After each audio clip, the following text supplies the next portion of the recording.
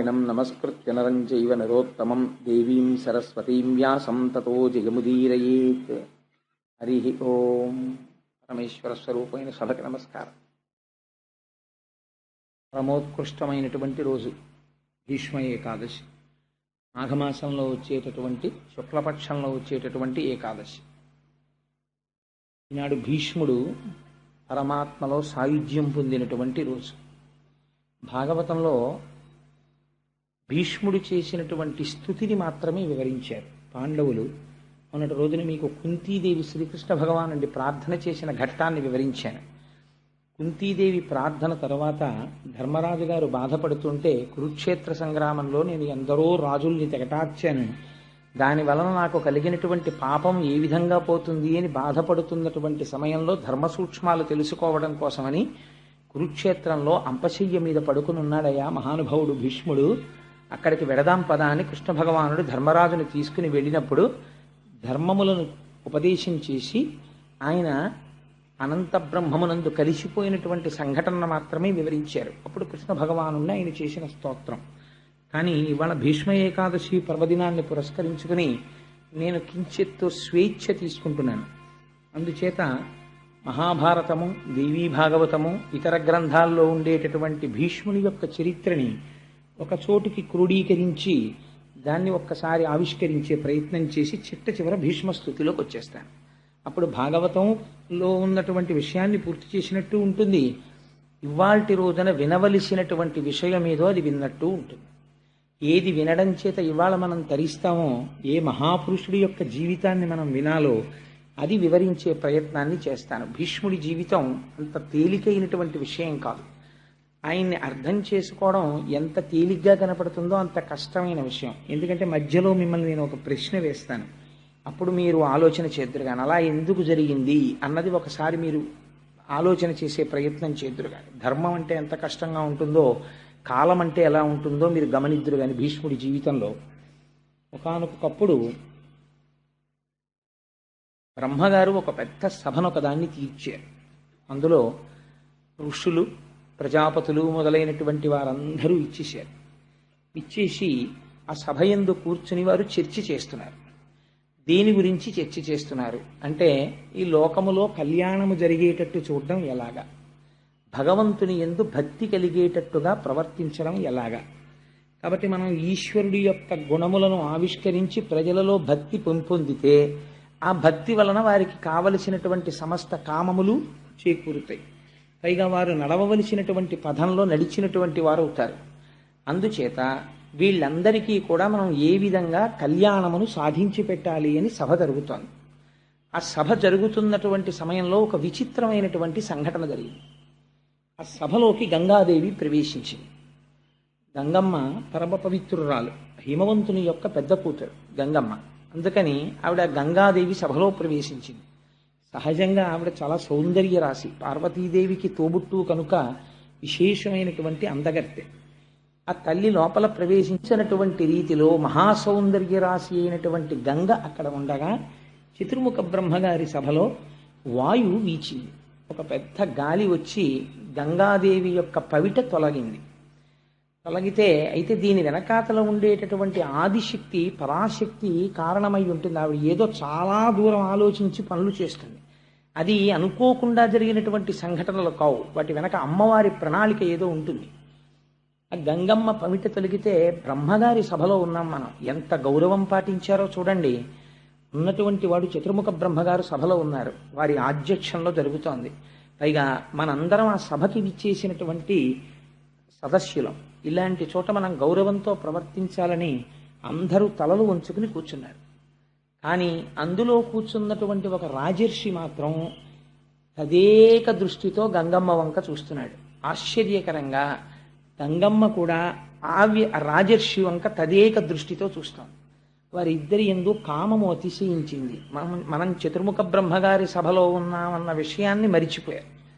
ఇది అంత తేలిగ్గా హాస్యాస్పదంగా జరిగే సందర్భం కాదు. దీని వెనకాతల ఏదో ఒక పెద్ద ప్రణాళికా నిర్మాణం జరిగింది అని మీరు అర్థం చేసుకోవాలి. ఈ సంకల్పములు మనకు అర్థమయ్యేవి కావు, కథ నడిస్తే మనకు అర్థం అవుతుంది. అప్పుడు బ్రహ్మగారికి ఆశ్చర్యం వేసింది. బ్రహ్మగారి సభలోకి వచ్చి గంగమ్మ ఇలా ప్రవర్తించడం ఏమిటి, రాజర్షి అలా ప్రవర్తించడం ఏమిటి, కాబట్టి మిమ్మల్ని శపిస్తున్నాను. ఇలా సమయాసమయములు లేకుండా కామప్రచోదనం కలిగి ప్రవర్తించావు కనుక నువ్వు మర్త్యలోకమైనటువంటి భూలోకమునందు జన్మించదవుగాక అని ఆ రాజర్షిని శపించారు. గంగమ్మని నీవు కూడా భూలోకమునందు ఆ రాజర్షికి భార్యవై కొంతకాలము చెరించదవుగాక అని, తదనంతరం శరీరం విడిచిపెట్టిన తర్వాత నువ్వు మళ్ళీ స్వర్గలోకానికి వస్తావు అని శాప విమోచనం చెప్పారు. ఆ కారణం చేత రాజర్షి నేను ఎవరి కడుపున జన్మించాలి అని చూస్తున్నాడు. చూస్తుండగా ఆయనకి భరతవర్షంలో ప్రతీపుడు అనబడేటటువంటి ఒక మహారాజు, గొప్ప చక్రవర్తి, ఆయన భరత వంశంలో జన్మించాడు. మహాధర్మమూర్తి, బిడ్డలు లేరు. ఆ ప్రతీపుణ్ణి చూసి ఆయనకి కుమారుడిగా జన్మించాలి అని నిర్ణయం తీసుకున్నాడు. ఆయనకి కుమారుడిగా జన్మిద్దామని నిర్ణయం తీసుకుని ఆయన మర్త్యలోకంలో ప్రవేశించేటటువంటి సమయంలో గంగమ్మ బ్రహ్మలోకం నుంచి దిగి కిందకు వస్తాం. అరే రే, నేను ఎంత పొరపాటు పని చేశాను, నేనైనా ఆ సమయంలో కొంచెం పమిట సర్దుకుని సరిగ్గా ప్రవర్తించి ఉంటే పాపం ఆ రాజర్షికి అన్ని ఇబ్బందులు వచ్చి ఉండేవి కావు. నేను ఎంత పొరపాటుగా ప్రవర్తించాను, నేను చేసినటువంటి పొరపాటు పని సరిదిద్దుకోవాలంటే బ్రహ్మగారిచ్చినటువంటి శాపము వలన మత్స్యలోకములో జన్మించి ఆ రాజర్షి ఎవరిగా జన్మిస్తున్నాడో ఆయన భార్యగా కొంతకాలము ఉండాలి అనుకుంది ఆవిడ. ఈ సంకల్పము కలిగి వస్తున్నప్పుడు అష్టవసువులు ఆవిడికి రోదన చేస్తూ కనపడ్డారు, ఏడుస్తూ బాధపడుతూ కనపడ్డారు. ఆవిడ ఆశ్చర్యపోయింది. అష్టవసువుల్ని అడిగింది, మీరు ఎందుకు ఏడుస్తున్నారు, ఎందుకంత బాధగా ఉన్నారని అడిగింది. అయితే వాళ్ళు ఒక చిత్రమైనటువంటి విషయాన్ని ప్రతిపాదన చేశారు. మేము అష్టవసువులం, భార్యలతో కలిసి ఆకాశ మార్గంలో వెళ్ళిపోతుంటే వశిష్ఠ మహర్షి ఆశ్రమం మీదుగా మేము ప్రయాణం చేస్తున్నాం. ప్రయాణం చేస్తున్నటువంటి సమయంలో మాకు వశిష్ఠ మహర్షి యొక్క ఆశ్రమం కనపడింది. అందులో ధేనువు ఉంది, కామధేనువు, నందిని. దానిని చూసి అందులో ద్యూ అనబడేటటువంటి ఒక వసువుని ఆయన భార్య అడిగింది. అంత మెరిసిపోతోంది, ఏదో తెల్లటి పర్వతాకారంలో ఉంది, అంత ప్రకాశవంతంగా ఉంది, అంత తేజస్సుతో ఉంది, అది మామూలు అవే అని అడిగింది. అయితే ఆయన అన్నాడు, కాదు కాదు, దాన్ని కామధేను అంటారు, దాన్ని పాలు తాగితే ఎటువంటి కోరికైనా తీరుతుంది అన్నారు. అంటే ఆ ద్యూ అనబడేటటువంటి వసువు యొక్క భార్య ఆవిడంది, నాకు ఒక స్నేహితురాలు ఉంది, ఆవిడ పేరు ఉసీనరా. ఆ ఉసీనరా అనబడేటటువంటి స్నేహితురాలు కొంచెం రోగగ్రస్త అయి వృద్ధాప్యాన్ని పొందింది. ఆవిడికి మళ్ళీ యవ్వనం వస్తే మాతో పాటు సంతోషంగా గడుపుతుంది.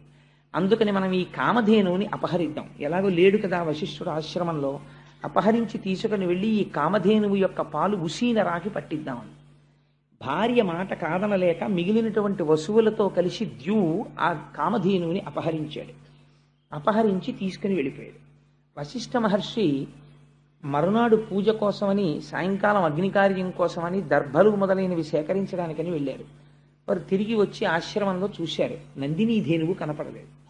అంతటా వెతికారు. వెతికి ఒక్కసారి తపోనిష్టలో కూర్చుని ఆచమనం చేసి దివ్య దృష్టితో చూశారు.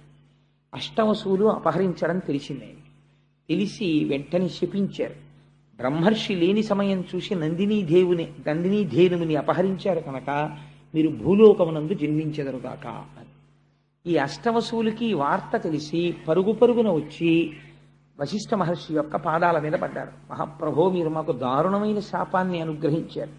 ఇప్పుడు మేము భూలోకంలో జన్మిస్తే చాలా ఇబ్బందులకి గురైపోతాం. మీరు మా యందు అనుగ్రహించి మాకు శాపానుగ్రహాన్ని తగ్గించేటటువంటి ప్రయత్నం చెయ్యండి అన్నారు.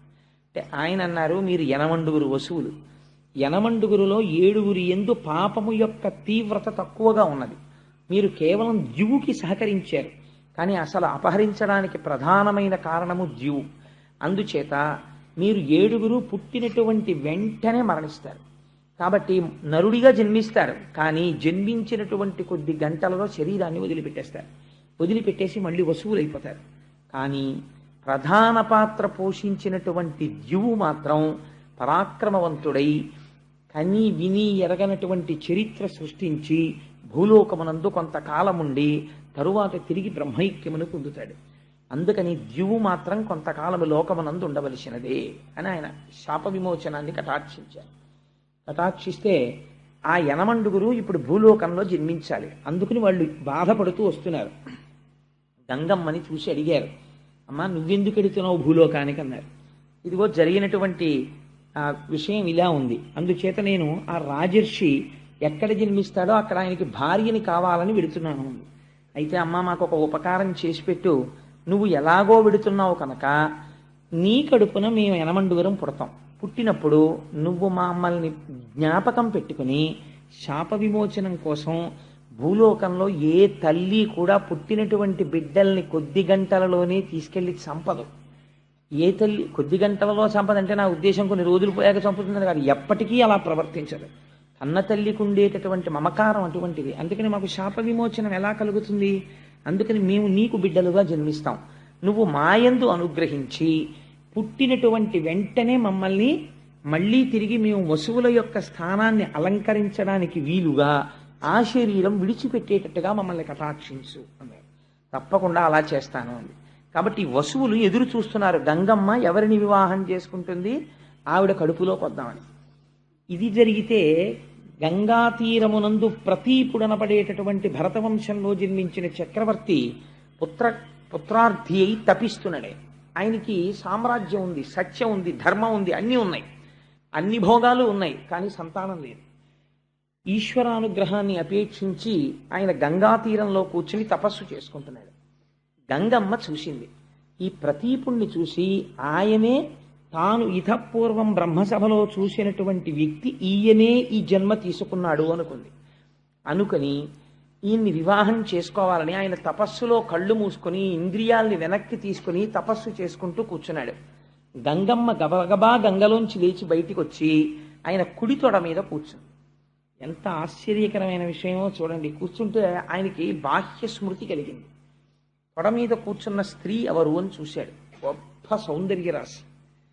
ఆయన అన్నాడు, అమ్మ నువ్వెవరు, ఎక్కడి నుంచి వచ్చావు, ఎందుకు ఇలా కూర్చున్నావు నా కుడి తొడ మీద అని అడిగాడు. అయితే ఆవిడంది, నన్ను గంగా అంటారు, నేను గంగా నదికి అధిష్టాన దేవతను, నేను నీకు భార్యని కావాలి అని వచ్చాను, అందుకని నీ ఒళ్ళో కూర్చున్నాను. ఆయన అన్నాడు, నీవు నా భార్యవి కావాలి అని అనుకున్నావు. క్షత్రియులు విశేషించి రాజులు దక్షిణ నాయకులు అంటారు. దక్షిణ నాయకులు అంటే ఒకరికన్నా ఎక్కువ మంది భార్యలు ఉంటారు. విజయనగర సామ్రాజ్య పతనం సమయానికి వచ్చేటప్పటికి రామరాయల వారికి ఎంత దక్షిణ నాయకుడు అంటే రామరాయల వారి పోలికలున్న బిడ్డలు చాలా ఊళ్ళలో ఉండేవారు. అంత దక్షిణ నాయకులై ఉంటారు. అలా దక్షిణ నాయకుడై ఉంటాడు కాబట్టి ఆయన ఒళ్ళో కూర్చుంది ఆవిడ. నేను ఏవి అనవసరపు విషయాలు చెప్పనండి. మీరు కావాలంటే విజయనగర పతనం అన్న పుస్తకం చదవండి, ఎంత ఆశ్చర్యకరంగా ఉంటుందో. తల్లికోట యుద్ధం అది రామరాయల వారిది. అందుచేత ఆవిడ వచ్చి కుడి తొడ మీద కూర్చుంటే ఆయన అన్నాడు, నువ్వు నన్ను భర్తగా పొందాలని వచ్చావు, కానీ ఒక పొరపాటు చేశావు. స్థితాదక్షిణ ఊరుమ్మే సమాశ్లిష్య భామిని అపత్యానాం స్మశానాంచ స్థానం విద్ధి శుచిస్మితే అన్నాడు. ఓ శుద్ధమైన నవ్వు కలదానా, గొప్ప సౌందర్య రాశి, నీకు నన్ను భర్తగా పొందాలని కోరిక ఉండడం తప్పు కాదు, కానీ నువ్వు వచ్చి ఎక్కడ కూర్చున్నావు, కుడి తొడ మీద కూర్చున్నావు. కుడి తొడ మీద కూర్చునేటటువంటి అధికారము ఒక్క కూతురుకి కోడలికి వాళ్ళిద్దరికీ ఉంది. కూతురు కోడలు తప్ప పురుషుడి యొక్క తొడ మీద భార్య కూర్చోకూడదు. ఎప్పుడైనా భార్య కూర్చోవలసి వస్తే భర్త తొడ మీద, ఎడమ తొడ మీద కూర్చోవాలి.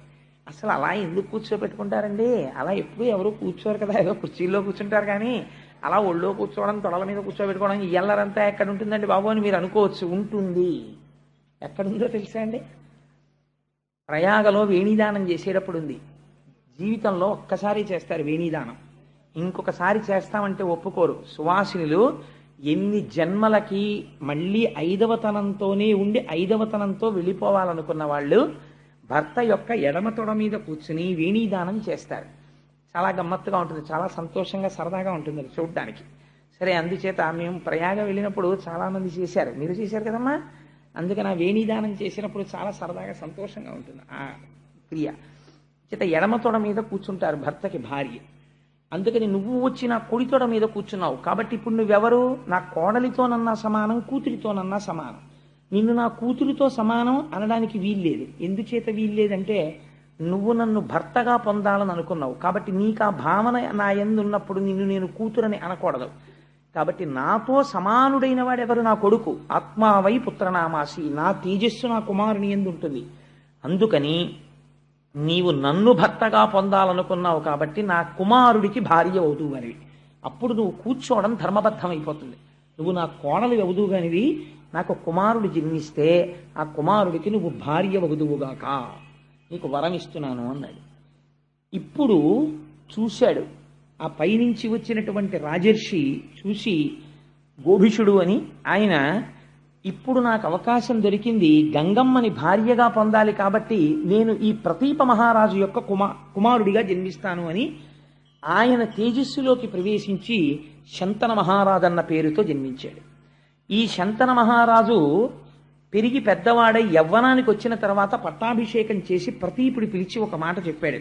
నేను ఒకనకొకప్పుడు గంగా తీరంలో తపస్సు చేస్తుండగా నాకు ఒక స్త్రీ కనపడింది. ఆమె నా కుడితొడ మీద కూర్చుని నన్ను భర్తగా పొందాలని అడిగింది. నిన్ను నా కోడల్ని చేసుకుంటానని మాట ఇచ్చాను. అందుకని నీకు గంగా తీరంలో మెరుపు తీగ వంటి ఒక కన్య కనపడుతుంది. నువ్వు ఆ కన్యని భార్యగా స్వీకరించు అని ఆయన తపోభూములకు వెళ్ళిపోయాడు. ఒకనాడు శంతన మహారాజు గారికి వేట అంటే చాలా ఇష్టం. శంతన మహారాజు గారు వేటాడడానికి వెళ్ళాడు. వెళ్ళి తిరిగి వస్తూ విశ్రాంతి కోసమని గంగా తీరంలో కూర్చున్నాడు. అక్కడ కనపడింది గంగమ్మ. కనపడితే ఆయన తండ్రి గారు చెప్పినటువంటి స్త్రీ ఈమెయే అని నమ్మి ఆవిడ్ని వివాహం చేసుకోవడానికని ప్రయత్నించి ఆవిడతో మాట కలిపాడు. కలిపితే ఆవిడ వసువులకి మాట ఇచ్చి ఉన్నది, బిడ్డలు పుట్టినప్పుడు వెంటనే వాళ్ళు శరీరం వదిలిపెట్టేటట్టు చూస్తానని. ఇప్పుడు రేపు దానికి భర్త అడ్డుగా నిలబడితే వాళ్ళకి తాను ఇచ్చిన మాట నిలబెట్టుకోవడం కుదరదు. అందుకని ఆవిడంది, నేను నీకు భార్యనవుతాను, కానీ నాదొక షరతు ఉంది. ఏమి నీ షరతు అన్నాడు. యచ్చకుర్యామహంకార్యం శుభం వా యదివా శుభం, నేను ఏ పని చేసినా అది శుభం కావచ్చు అశుభం కావచ్చు, నేను ఏది మాట్లాడినా కూడా నవక్తవ్యం తథాప్రియం, నువ్వు దానికి ఎదురు చెప్పకూడదు. నేను ఏ పని చేసినా నువ్వు అంగీకరించాలి. నువ్వు ఏనాడు నాకు ఎదురు చెప్తావో ఆనాడు నేను నిన్ను విడిచిపెట్టి వెళ్ళిపోతాను. అలాగైతే నేను నిన్ను వివాహం చేసుకుంటాను. మనిషి జీవితం చాలా విచిత్రంగా ఉంటుందండి. వివాహం చేసుకునేటప్పుడు చాలా అందంగా ఉండడం అనేటటువంటిది చాలా ప్రధానమైన విషయమై కూర్చుంటుంది. కొన్నాళ్ళు పోయిన తర్వాత ఈ బాహ్యమైనటువంటి సౌందర్యం కన్నా అంతఃసౌందర్యమును మంచితనము ఇల్లాలిగా ఉండేటటువంటి లక్షణాలు ఉండడమే చాలా గొప్ప. ఏ కొరుక్కు తింటానా, నా బుర్రకాయ ఎందుకు వచ్చింది ఈ అందం అనిపిస్తుంది కొన్నాళ్ళు పోయాక. నేను ఈ మాట ఎందుకన్నానంటే మనకి ఈ కథలు అది నేర్పుతాయి. శంతన మహారాజు బాహ్య సౌందర్యాన్ని చూసి ప్రేమించాడు, వివాహం చేసుకున్నాడు. మొట్టమొదట కొడుకు కలిగాడు. కొడుకు పుట్టగానే ఇప్పుడు ఆయన యొక్క స్థితి మారింది, తండ్రి అయ్యాడు. కాబట్టి ఆయన ప్రేమ అంతా కొడుకు మీదకి వెళ్ళింది. బహు అందగాడు కొడుకు. అందున పెద్ద కొడుకు మొట్టమొదట పుట్టినవాడు. కొడుకులు లేక తన తండ్రి ఎంత బాధపడ్డాడో తెలుసు. కొడుకు పుట్టాడు. పుట్టగానే నిత్తుటితో ఉన్నటువంటి బిడ్డని 2 చేతుల్లో పట్టుకుని గంగమ్మ వెళ్ళి గంగలో వదిలిపెట్టేసింది. అంటే ఆవిడ ఇచ్చినటువంటి మాట అటువంటిది. 7 వసువులకి ఆవిడ మళ్ళీ స్వస్థితిని కల్పించాలి, అందుకని నీటిలో విడిచిపెట్టేసింది.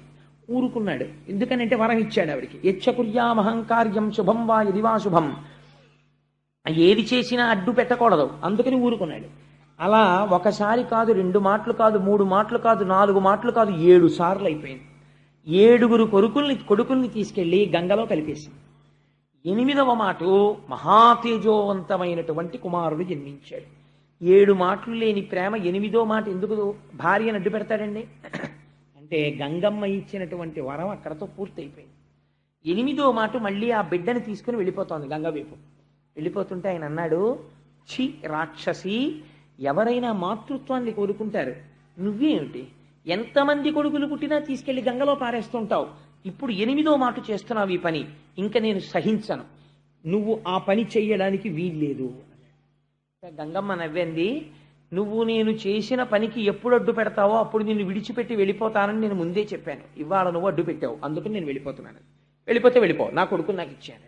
ఆవిడందా అది కుదరదు, నీ కొడుకు కాదు నాకు కూడా కొడుకే, వీణ్ణి నేను తీసుకెళ్ళి, పిచ్చి మహారాజా నేనేదో చేయలేదు, 7 వసువులకి మళ్ళీ వాళ్ళ సహజ స్థితిని ఇచ్చాను, వీడు 8వ వాడు బతకాలి, వీణ్ణి నేను తీసుకెళ్ళి వశిష్ఠ మహర్షి దగ్గర పరశురాముడి దగ్గర అస్త్ర విద్యనంతటినీ నేర్పి అపారమైనటువంటి ధనుర్విద్యా ప్రావీణ్యం వచ్చిన తరువాత తెచ్చి నీకు కొడుకుగా అప్పచెప్తాను, అప్పటి వరకు నా దగ్గర ఉంచుకుంటానని ఆ కొడుకుని తీసుకెళ్లి గంగమ్మ గంగలోకి వెళ్ళిపోయింది. వెళ్ళిపోయిన తర్వాత శంతన మహారాజు గారు ఒక్కడే ఉండేవాడు, రాజ్యం వెళ్తున్నాడు, వేటకెడుతున్నాడు, తిరుగుతున్నాడు, వస్తున్నాడు. అలా కొంతకాలం గడిచిపోయింది. అసలు గంగమ్మ చెప్పిన మాట మర్చిపోయాడు. ఒకానొక నాడు గంగా తీరంలో తిరుగుతున్నాడు. తిరుగుతుంటే మంచి యవ్వనంలో ఉన్నటువంటి వ్యక్తి అద్భుతంగా బాణప్రయోగం చేస్తున్నాడు. ఆ పిల్లవాడిని చూడగానే పితృప్రేమ పరవళ్ళు తొక్కింది. నా కొడుకు కూడా ఉంటే ఈ పాటికి ఇదే వయస్సులో ఉంటాడని, బాబు నువ్వెవరు ఏమిటి అని ఆరా తీశాడు. అప్పుడు గంగమ్మ వచ్చి ఈయన దేవవ్రతుడు అని పేరు ఉంచాను ఈయనకి. ఈయన గాంగేయుడు, గంగాస్తుడు కనుక గాంగేయుడు. ఈయన వశిష్ఠ మహర్షి దగ్గర పరశురాముడి దగ్గర ధనుర్విద్య ధర్మశాస్త్రం నేర్చుకున్నాడు. అన్ని విధాలుగా రాశీభూతమైనటువంటి రాజనీతిజ్ఞుడు, ధర్మము తెలుసున్నవాడు, పైగా విలువిద్య నేర్పరి. ఈ కొడుకుని నీకు అప్పజెప్తున్నాను అని ఆ కొడుకుని ఆయనకి అప్పజెప్పి ఆవిడ తిరిగి వెళ్ళిపోయింది. వెళ్ళిపోయిన తర్వాత ఆయన శంతనుడు వృద్ధాప్యంలోకి వచ్చేసాడు. అప్పటికి సంతోషంగా కొడుకు దొరికాడు, సభ చేశాడు, ఆ కొడుకుని పరిచయం చేశాడు, ఆనందంగా రోజులు గడిచిపోతున్నాయి. ఇక్కడే అనుకోని మలుపు ఒకటి తిరిగింది. ఒకానొక నాడు మళ్ళీ వేటకెళ్ళాడు. వేటకెడితే అక్కడ యోజన గంధి కనపడింది. అసలు ఆ సత్యవతి వృత్తాంతం అండి చాలా ఆశ్చర్యకరమైన వృత్తాంతం. అంటే నేను ఇప్పుడు దేవీ భాగవతం చెప్పట్లేదు కాబట్టి మళ్ళీ నేను ఆ సత్యవతి వృత్తాంతం అంతా చెప్పను. చెప్తే ఇప్పుడు నేను భాగవతం వదిలిపెట్టి దేవీ భాగవతంలోకి వెళ్ళిపోవడం అయిపోతుంది. అందుకని ఆ సత్యవతీదేవిని చూశాడు ఆవిడ యోజన గంధి. అంతకుముందు ఆవిడ దగ్గర చాపలకంప వచ్చేది. పరాశర మహర్షి వరం ఇచ్చారు వ్యాస మహర్షి జన్మించినప్పుడు. ఆవిడ నించున్న చోటు నుంచి ఒక యోజనం దూరం కస్తూరి వాసన వస్తుంది. ఆవిడ పడవ మీద అందరినీ ఉచితంగా అటు ఇటు చేరుస్తూ ఉంటుంది గంగా తీరంలో. ఆ సత్యవతీదేవిని చూసి వివాహం చేసుకుంటానని అడిగాడు. ఆవిడంది, నేను స్వేచ్ఛా విహరిణిని కాను, నా తండ్రి దాశరాజు ఉన్నాడు, నువ్వు నా తండ్రిని అడుగు, నా తండ్రి సమ్మతిస్తే నన్ను చేపట్టు, నా తండ్రి అంగీకరించకపోతే అప్పుడు నువ్వు నన్ను రాక్షస వివాహంలో పాణిగ్రహణం చేసి తీసుకెడుదు గానివి, నా తండ్రి అనుమతి తీసుకోమని. అంటే శంతన మహారాజు గారు దాశరాజు దగ్గరికి వెళ్ళాడు. దాశరాజు వంగి వంగి నమస్కారాలు చేశాడు శంతనుడిని చూసి. అయ్యా మీకు నేను ఏం చెయ్యగలవాడను అన్నాడు. నీ కన్యకారత్నాన్ని నాకు ఇవ్వయ్యా అని అడిగాడు శంతనుడు. అడిగితే ఆయన ఎంత తెలివైనవాడో చూడండి. ఆయన అన్నాడు, దాశరాజు నా కూతురు సత్యవతిని నీకిచ్చి వివాహం చేస్తాను, కానీ రేపొద్దున్న నా కూతురు కడుపు పండి కొడుకు పుడితే ఆ కొడుక్కి రాజ్యం ఇస్తావా అని అడిగాడు. అడిగితే ఆయనకి దేవవ్రతుడు ఒక్కసారి మనస్సులో మిగిలాడు. పెద్ద కొడుకు ఉన్నాడు, మహానుభావుడు, ధర్మజ్ఞుడు, గొప్ప విలువిద్యా విశారదుడు. అటువంటి కొడుక్కి రాజ్యం ఇవ్వకుండా ఇంత వృద్ధాప్యంలో ఈ సత్యవతీదేవి కోసం అని చెప్పి తను ఎలా విడిచిపెట్టేసుకుంటాడు కొడుకుని? మాట ఇవ్వలేక వెనక్కి తిరిగి వెళ్ళిపోయాడు. కానీ ఈవిడ మీద మనస్సు ఉండిపోయింది. సరిగ్గా నిద్రపట్టట్లేదు, ఆహారం తీసుకోవట్లేదు, అస్థిమితంగా తిరుగుతున్నాడు. కుమారుడు వెళ్ళి అడిగాడు, నాన్నగారు ఏమైంది? చూచాయగా చెప్పాడు ఈ విషయాన్ని. మంత్రుల దగ్గర అడిగాడు మహానుభావుడు దేవవ్రతుడు. అడిగితే మీ నాన్నగారికి ఈ వయస్సులో వివాహం మీదుగా మనసు మళ్ళింది, సత్యవతిని వివాహం చేసుకోవాలనుకుంటున్నాడు, కానీ దాశరాజు ఈ నియమం పెట్టాడు అన్నారు. అంటే దేవవ్రతుడు దాశరాజు దగ్గరికి వెళ్ళి అయ్యా మీ కుమార్తె అయినటువంటి సత్యవతీదేవిని మా తండ్రి గారికి ఇచ్చి వివాహం చేయండి అని అడిగాడు. అడిగితే దాశరాజు అన్నాడు, తప్పకుండా చేస్తాను, నాకు అభ్యంతరం లేదు, కానీ నా కుమార్తెకి పుట్టేటటువంటి కొడుక్కి శంతన మహారాజు గారి రాజ్యం వస్తుందా అన్నాడు. అంటే దేవవ్రతుడు అన్నాడు, తప్పకుండా వస్తుంది, ఎందుకంటే నాకు కదా రావాలి రాజ్యం, నేను రాజ్యాన్ని పరిత్యాగం చేసేస్తున్నాను, నేను తీసుకోను రాజ్యం. మా నాన్నగారి యొక్క కోరిక తీరడం కోసం నీ కుమార్తెను ఆయనకిచ్చి వివాహం చెయ్యండి అన్నాడు. దాశరాజు అన్నాడు, ఇక్కడ వరకు బాగుంది, కానీ రేపు నీకో కొడుకు పుడతాడు, నువ్వు సహజంగా చాలా పరాక్రమవంతుడవు, నీకు పుట్టేటటువంటి కొడుకు చాలా పరాక్రమవంతుడు అవుతాడు. అంత పరాక్రమవంతుడైనటువంటి నీ కొడుకు సత్యవతీదేవికి పుట్టినటువంటి కొడుకు రాజ్యపాలన చేస్తే ఊరుకుంటాడా? వాడి కుత్తుక కత్తిరించి మళ్ళీ రాజ్యానికి వస్తాడు. అందుకని రేపొద్దున్న నీ కొడుకు దగ్గర నుంచి ప్రమాదం రాదని ఏమిటి హామీ అంటే ఆ దేవవ్రతుడు ప్రతిజ్ఞ చేశాడు, నీకు ఆ అనుమానం ఉంది కనుక తండ్రి యొక్క మాట నిలబెట్టి తండ్రి యొక్క గౌరవాన్ని, తండ్రి కోరుకున్నటువంటి కోరికని తీర్చలేని కొడుకు ఉంటే ఎంత, ఊడిపోతే ఎంత, మా తండ్రి గారి కోసం నేను భీష్మమైనటువంటి ప్రతిజ్ఞ చేస్తున్నాను, నేను ఇక నుంచి ఏ స్త్రీ యందు కూడా భార్యాభావనతో ప్రవర్తించను, బ్రహ్మచారినై నా జీవితాన్ని పూర్తి చేసేస్తాను అన్నాడు. ఈ ప్రతిజ్ఞ అది సామాన్యమైన ప్రతిజ్ఞ కాదండి, వృద్ధుడైన తండ్రి కోసం ఇటువంటి ప్రతిజ్ఞ చేశాడు. ఈ ప్రతిజ్ఞ చేసేసరికి దేవదుందుబులు మోగి పైనుంచి పుష్పవృష్టి కురిసింది. భీష్మించి ప్రతిజ్ఞ చేశాడు కనుక ఆ రోజు నుంచి ఆయన్ని భీష్ముడు అని పిలిచారు.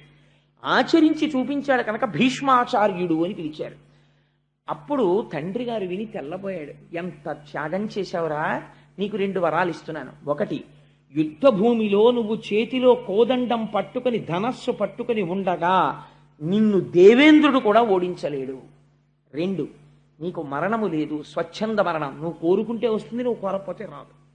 అందుకని నీకు ఈ 2 వరాలు ఇస్తున్నానని సత్యవతీదేవితో సంతోషంగా కాలం గడుపుతున్నాడు. ఆయన కంటే వృద్ధాప్యం వచ్చేసినా సరే వెర్రి కోరికలు పుట్టాయి, కానీ కాలుడు ఊరుకుంటాడండి. నాకు ఇప్పుడు వెర్రి కోరిక పుట్టిందండి అంటే ఊరుకుంటాడా? 2 కొడుకులు పుట్టాడు, చిత్రాంగదుడు, విచిత్ర వీర్యుడు అని. 2 కొడుకులు పుట్టారు, సంతోషంతో కాలం గడుపుతున్నాడు. మృత్యు వచ్చింది, శంతన మహారాజు గారు మరణించాడు. సత్యవతీదేవికి వైధవ్యం వచ్చింది. ఓన్లే 2 కొడుకులున్నారు కదా అని సంతోషించింది. ఈ 2 కొడుకుల్లో పెద్దవాడైన చిత్రాంగదుడు ఒకసారి అరణ్యానికి వేటకెళ్ళాడు. వేటకెడితే చిత్రాంగదుడు అన్న పేరున్న గంధర్వుడు కనబడ్డాడు. ఆయన కర్మ కొద్ది. నువ్వన్నా చిత్రాంగదుడన్న పేరుతో ఉండాలి, నేనన్నా చిత్రాంగదుడన్న పేరుతో ఉండాలి. నువ్వు ఆ పేరు వదులుతావా, నాతో యుద్ధం చేస్తావా? యుద్ధం చేస్తే మన ఇద్దరిలో ఎవరు బతికితే వాళ్ళు ఒక్కడే చిత్రాంగదుడు ఉంటాడు, లేదా పేరు మార్చుకో వెళ్ళిపో అన్నాడు. నేను పేరు మార్చుకోవడం ఏమిటి, మన ఇద్దరం యుద్ధం చేస్తాం, ఎవరు ఉంటే వాళ్ళే చిత్రాంగదుడు అన్నాడు. ఆ చిత్రాంగదుడు గంధర్వుడు యుద్ధం చేశారు. శంతన మహారాజు గారి యొక్క కుమారుడైన చిత్రాంగదుడు మరణించాడు యుద్ధంలో. ఇంకా విచిత్ర వీర్యుడు ఒక్కడే మిగిలాడు. ఎవరి కోసం ప్రతిజ్ఞ చేశాడు భీష్ముడు? ఏ శంతన మహారాజు గారి యొక్క సుఖం కోసం ప్రతిజ్ఞ చేశాడో ఆ శంతన మహారాజు వెళ్ళిపోయాడు. ఆ సత్యవతీదేవి వైధవ్యం పొందింది. పుట్టిన 2 కొడుకుల్లో పెద్దవాడు మరణించాడు. విచిత్ర వీర్యుడు ఎప్పుడూ కాలక్షేపం చేస్తూ భగవంతుని యొక్క స్మరణ లేకుండా సంతోషంగా కాలం గడిపేసేటటువంటి వాడు. ఇప్పుడు వంశము వర్ధిల్లాలి. అందుకని ఇప్పుడు ఆయనకి సరి అయినటువంటి భార్య దొరకాలి విచిత్ర వీర్యుడికి. ఈయన చూస్తే ఎప్పుడూ సుఖ సంతోషాలతో తేలియాడుతుంటాడు. ఈయనకి తగిన భార్యని తేవలసినటువంటి బాధ్యత భీష్ముడి మీద పడింది.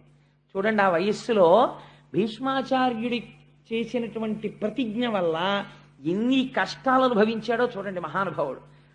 ఇంత కష్టపడి కాశీరాజుకి 3 కుమార్తెలు, అంబా, అంబిక, అంబాలిక అని. కాశీరాజు స్వయంవరం ప్రకటించాడు. విచిత్ర వీర్యుడు వెళ్ళకపోతే భీష్మాచార్యుల వారు వెళ్ళారు స్వయంవరానికి. వెడితే అక్కడ వాళ్ళందరూ ఆయన్ని చూసి విచిత్రంగా మాట్లాడారు. బ్రహ్మచర్యంలో ఉంటానన్నాడు, ప్రతిజ్ఞ చేశాడు, ఏమిటో భీష్ముడు స్వయంవరానికి వచ్చాడన్నారు. అందరూ చూస్తుండగా నేను పౌరుషంతో రాజులను ఓడించి తీసుకెడుతున్నాను ఈ అంబిక, అంబాలికని. ఎవరైనా మీరు నన్ను ఎదుర్కొనే వాళ్ళు ఉంటే ఎదుర్కోవచ్చు అని 3 చేయి పట్టి రథం ఎక్కించి తీసుకెళ్లిపోతున్నాడు. రాజులందరూ కలిసి భీష్ముడి మీదకి యుద్ధానికి వచ్చారు. అందరినీ తుత్తునియలు చేసి హస్తినాపురానికి తీసుకొచ్చాడు. తీసుకొచ్చి వివాహానికి కూర్చోబెడుతున్నాడు. అంబ భీష్ముడి దగ్గరికి వెళ్ళండి, మహానుభావా, నీకు తెలియనటువంటి ధర్మం లేదు, నీకు ఒక మాట చెప్తాను. నేను సాళ్వుడనబడేటటువంటి రాజుని ప్రేమించాను, ఆయన కూడా నన్ను ప్రేమించాడు, ఆయన నా యందు పత్నీభావమును పొందాడు. కాబట్టి ఇప్పుడు నేను వేరొక పురుషుడికి భార్యని కావడం అమర్యాద, అలా నేను కాకూడదు. అందుకని నన్ను తీసుకెళ్లి సాళ్వుడికి అప్పచెప్పేమని. ఒకసారి మనసు లేని స్త్రీ రాజుకి భార్యగా ఉండడానికి వీలు కాదు. అందుకని పరపురుషుని యందు అనురక్తి కలిగినటువంటి స్త్రీని భార్యగా యువతల ఇంట్లో ఉండడం త్రాచుపావుని పెంచుకోవడం లాంటిది. అందుకని నువ్వు నా తమ్ముడికి భార్యగా ఉండడానికి వీలు లేదు, నిన్ను తీసుకెళ్లి అప్పచెప్పేస్తానని చెప్పి సాళ్వుడి రాజ్యానికి తీసుకెళ్లి రథంలో పంపించాడు. పంపిస్తే ఈవిడ సాళ్వుడి అంతఃపురంలో ప్రవేశించి ఎంతో సంతోషంగా నేను వచ్చేశానయ్యా, భీష్ముడు నన్ను పంపించాడని. ఆయన అన్నాడు, అంతమంది రాజులు చూస్తుండగా నన్ను కూడా ఓడించి భీష్ముడు ఏనాడు నీ చెయ్యి పట్టి తన రథం ఎక్కించి తీసుకెళ్లాడో ఆనాడే నువ్వు భీష్ముడి సొత్తు అయిపోయావు. ఇప్పుడు చేతకాని వాణ్ణి, భీష్ముడి పెట్టిన భిక్షని భార్యగా స్వీకరించడానికి నీ క్షత్రియుణ్ణి, రాజ్యపాలకుణ్ణి, మహారాజుని, నేను నిన్ను అల్లనన్నాడు. ఎవరు నిన్ను గెలుచుకున్నారో నువ్వు వాళ్ళకే సొత్తు అన్నాడు. ఆవిడ బాధపడుతూ ఒక ఆడదాని బాధ చరిత్రని ఎలా మారుస్తుందో చూడండి. అందుకే చాలా జాగ్రత్తగా ఉండు సుమా. స్త్రీల జోలికి వెళ్ళి నిష్కారణంగా వాళ్లతో వాళ్ళ మనసు ఖేదపడేటట్టు ప్రవర్తించకు. ఆ స్త్రీ ఒక తపోవనానికి చేరి నేను తపస్సు చేసుకుంటాను, సన్యాసం ఇమ్మంది. అంటే ఋషులు అన్నారు, నువ్వు నిండు యవ్వనంలో ఉన్నావు, నువ్వు వచ్చి ఈ ఆశ్రమాల్లో కూర్చుంటే ఇక్కడ ఉన్న వాళ్ళ తపస్సులు పాడైపోతాయి, లేనిపోని గొడవలు వస్తాయి, అందుకని నువ్వు ఇక్కడ ఉండడానికి వీల్లేదమ్మా, ఇవాళ రాత్రికుండు, రేపటి రోజున నీ నీ మార్గము నువ్వు చూసుకో అన్నారు. పైగా ఇప్పుడు సన్యాసం ఏమిటి, ఉంటే భర్త దగ్గర ఉండాలి, లేకపోతే ఏంటి తండ్రి గారి దగ్గర ఉండాలి, అందుకని నీ తండ్రి దగ్గరికి వెళ్ళిపోమన్నారు. నేను నా తండ్రి దగ్గరికి వెళ్ళనంది ఆవిడ అదృష్టం. మరునాడు పొద్దున్న వాళ్ళ తల్లిగారి తండ్రి గారు మాతామహుడు తాతగారు వచ్చాడు. ఆ తాతగారికి తన గోడు వెళ్ళబోస్తుంది. ఆయన అన్నాడు, నేను పరశురాముడికి చాలా అంతేవాసిని, పరశురాముడు భీష్ముడికి గురువు, అందుకని పరశురాముడితోటి భీష్ముడికి చెప్పిస్తాను అన్నాడు. ఈలోగా ఒక పరిచారికుడు వచ్చి, అయ్యా పరశురాముల వారు ఏం చేస్తున్నారన్నారు. పరశురాముడి దగ్గరికి వెళ్ళి అంబ తన గోడు చెప్పుకుంటే పరశురాముడు విని హృదయం కరిగిపోయి, రేపటి రోజున నేను నిన్ను తీసుకుని హస్తినాపురానికి వెడతాను, భీష్ముణ్ణి పిలిచి తను గెలుచుకున్నాడు కాబట్టి నిన్ను వివాహం చేసుకోమని చెప్తాను అని రథం ఎక్కించి హస్తినాపురానికి తీసుకెళ్ళాడు. హస్తినాపురం బయట విడిది చేసి కబురు చేశాడు భీష్ముడికి. ఆయన వచ్చినటువంటి వాడు గురువు కనుక ఒక ఆవుని తీసుకుని వచ్చాడు. ఆవుని దానం ఇచ్చి నమస్కారం చేసి, మహాప్రభో మీరు రావడమే అదృష్టం, రాజ్యంలోకి ప్రవేశించండి అన్నాడు. అంటే ఆయన అన్నాడు, నేను నీ రాజధానిలోకి రావడానికి రాలేదు, నువ్వు ఓడించి తెచ్చినటువంటి కాంత అంబని భార్యగా స్వీకరించన్నాడు. అంటే ఆయన అన్నాడు, ఒకవేళ పంచతన్మాత్రలు తమ తమ విధులను నిర్వర్తించడం మానివేస్తే మానివేయవచ్చు, కానీ నేను ఒకసారి చేసిన ప్రతిజ్ఞ నుంచి మాత్రం వెనకడుగు వేసే సమస్య లేదు, అందుకని నేను మాత్రం భార్యగా స్వీకరించనన్నాడు. అయితే ఎవరి కోసం తెచ్చావో ఆ తమ్ముణ్ణి చేసుకోమని అన్నాడు.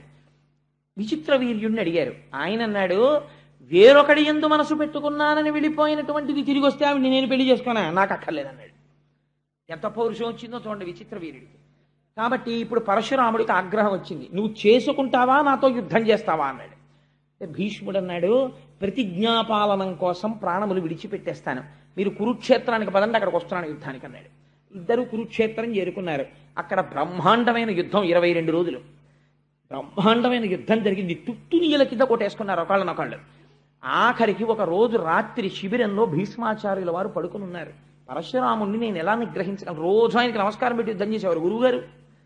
యుద్ధం చేస్తుంటే అష్టవసువులు ఆయనకి సాక్షాత్కరించారు. భీష్మ, నువ్వు బెంగ పెట్టుకోకు, పరశురాముడికి కూడా తెలియనటువంటి అస్త్రం ఒకటి ఉంది, అది విశ్వకర్మ యొక్క మంత్రంతో ఉంది, అది నీకొక్కడికే తెలుసు, రేపటి రోజున అది ప్రయోగించు.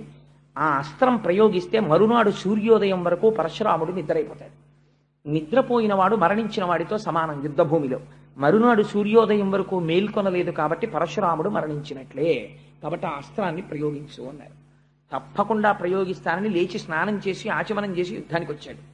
యుద్ధానికి వచ్చి పరశురాముడి మీద అస్త్ర ప్రయోగం చేద్దామని బాణాన్ని సంధించి మంత్రం చదువుతున్నాడు. మహర్షులందరూ దర్శనమిచ్చారు. నారదాదులు, ఎంత ఘోరమైన పాపం చేస్తున్నావు భీష్మ, నీ వంటి ధర్మజ్ఞుడు చెయ్యవలసిన పని కాదు, నువ్వు ఈ అస్త్రాన్ని ప్రయోగిస్తే నీ గురువు మరణించిన వాడితో సమానమైపోతాడు, గురువుని చంపినటువంటి పాపం వస్తుంది, అంతటి అపకారం అంతటి అవమానం గురువు పట్ల చెయ్యకూడదు, నువ్వు అలా వెయ్యకు అన్నారు. గురువుని అవమానించను అని ఆ అస్త్రాన్ని ఉపసంహారం చేసేసాడు. అదే సమయంలో జమదగ్ని మొదలైనటువంటి వాళ్ళు పరశురాముడి తండ్రి వాళ్ళు వచ్చారు. వచ్చి, నువ్వు కూడా బ్రాహ్మణుడవై నీ శిష్యుల మీద ఇంత బాణప్రయోగం చెయ్యకూడదు, ఆయన ధర్మానికి కట్టుబడ్డాడు, నువ్వు ఉపశాంతి వహించని పరశురాముడికి చెప్పారు. పరశురాముడు ఒక స్థితిలో భీష్ముడితో యుద్ధం చేస్తూ మోకాళ్ల మీద దొల్లి రథంలోంచి కింద పడిపోయాడు. అందుకని పరశురాముడు ఓటమిని అంగీకరించాడు భీష్ముడి చేతిలో. నేను ఓడిపోయినట్టే లెక్క, అంబా ఇంక నిన్ను నేను రక్షించలేను, నువ్వు ఎక్కడ రక్షణ దొరుకుతుందనుకుంటే అక్కడికి వెళ్ళిపోవచ్చు అన్నాడు. నీకు ఎవరి వలన వివాహం అవుతుందనుకుంటే వారిని ఆశ్రయించి అన్నాడు. ఆవిడంది, నాకు ఒక విషయం అర్థమైంది, పరశురాముడు 21 మాటలు భూమండలాన్ని చుట్టూ తిరిగి క్షత్రియుడన్న వాడిని అందరినీ తెగటార్చాడు, అటువంటి పరశురాముడిని ఓడించేశాడు ఈ భీష్ముడు. కాబట్టి భీష్ముడిని ఓడించేవాడు లేడు కాబట్టి నా పెళ్ళవదు కాబట్టి నేను ఒక్క ప్రతీకారం తీర్చుకుంటాను, ఈ భీష్ముడిని చంపుతాను, ఇదే నా ప్రతిజ్ఞ ఇవాళ నుంచి, ఇంకా నాకు వివాహం అక్కర్లేదు, భీష్ముడు ఎలా చనిపోతాడో ఇదొక్కటే నా కోరిక అని ఆవిడ తపస్సు చేయడం మొదలెట్టి. ఒక చోట అంటారు, ఆవిడ ముందు సుబ్రహ్మణ్యేశ్వర స్వామి వారి గురించి తపస్సు చేసింది. కందుడు ప్రత్యక్షం అయ్యాడు. ఏమి నీ కోరిక అన్నాడు. భీష్ముడిని నిగ్రహించాలని. అది నేను చెప్పలేను, భీష్ముడికి వరం ఉంది, చేతిలో ధనస్సు ఉండగా ఎవరూ చంపలేరు, పైగా ధర్మజ్ఞుడు, అందుకని నీకు ఒక పుష్పమాలను ఇస్తాను, ఈ పుష్పమాల మెడలో వేసుకుని ఎవరు యుద్ధం చేస్తే వాళ్ళు భీష్ముడి మీద గెలుస్తారు అన్నారు. ఎందరో రాజుల్ని అడిగింది మెడలో ఈ పుష్పమాల వేసుకుని భీష్ముడితో యుద్ధం చేయమని. మహాధర్మాత్ముడైన భీష్ముడిని ఎందుకు సంహరించాలి, ఎందుకు యుద్ధం చేయాలి, మేము వేసుకోము, మేము యుద్ధం చేయమన్నారు. ఈ మాల తీసుకెళ్లి ద్రుపదరాజు గారి ఇంటి రాజద్వారం మీద వేసి మళ్ళీ తపస్సు చేసింది. ఈసారి రుద్రుడు ప్రత్యక్షమయ్యాడు. ఏం కావాలన్నాడు. అంటే భీష్ముడిని సంహరించాలంది. నీకు ఈ జన్మలో ఆ కోరిక తీరదు, వచ్చే జన్మలో తీరుతుంది, కాబట్టి నీ శరీరం విడిచిపెట్టి వేరే జన్మ తీసుకోమన్నాడు. యోగాగ్నిలో శరీరం వదిలేసి మళ్ళీ పుట్టింది. మళ్ళీ పుట్టినప్పుడు ఆడదై పుట్టింది. మళ్ళీ ఆడదై పుడితే భీష్ముడు యుద్ధం చేయడు, అందుకని మగవాడిగా మారాలి. మళ్ళీ తపస్సు చేసింది, మళ్ళీ తపస్సు చేసి మగవాడిగా మారింది, అందుకని శిఖండి. అందుకే ఎంతకి వదిలిపెట్టకుండా ప్రాణం తీసేస్తున్నారు అనుకోండి, అంటాం వీడెక్కడ దొరికాడు రా, నాకు శిఖండిలో దొరికాడు అంటాం. ఆ శిఖండి వెనక అంత కథ ఉంది. ఆ శిఖండి ద్రుపదుడికి కుమారుడిగా జన్మించాడు. ఆ ద్రుపదుడికి ఇంట్లో జన్మించి పెరిగి పెద్దవాడవుతున్నాడు. పాండవ పక్షంలోకి చేరాడు. మహానుభావుడు భీష్ముడికి ఎంత అగ్ని పరీక్షలు వచ్చాయో తెలుసా అండి జీవితంలో. ఇంత కష్టపడి విచిత్రవీర్యుడికి అంబికా అంబాలికనిచ్చి వివాహం చేశాడు. ఇద్దరినీ వివాహం చేసిన తర్వాత విచిత్రవీర్యుడికి క్షయవ్యాధి వచ్చి చచ్చిపోయాడు. చచ్చిపోతే అంబికా అంబాలిక విధవలైపోయారు, వంశం ఆగిపోయింది. దాశరాజు ఏ సింహాసనం కోసమని సత్యవతీదేవికి పుట్టినటువంటి కొడుకులకి రాజ్యం ఇమ్మన్నాడో ఆ కొడుకులు ఇప్పుడు లేనే లేరు, మనవలు లేరు, ఆగిపోయింది. ఆగిపోతే ఆ సత్యవతీదేవే భీష్ముడిని పిలిచి భీష్మ, వంశం ఆగిపోయింది, యుగధర్మాన్ని అనుసరించి ఇది తప్పు కాదు, నా కోడళ్ళైనటువంటి అంబిక అంబాలికల యందు వాళ్ళు ఋతుస్నానము చేసిన తర్వాత నువ్వు సంగమిస్తే మళ్ళీ వంశము నిలబడుతుంది. వంశము కోసమని అలా సంగమించవచ్చు, దోషం లేదు.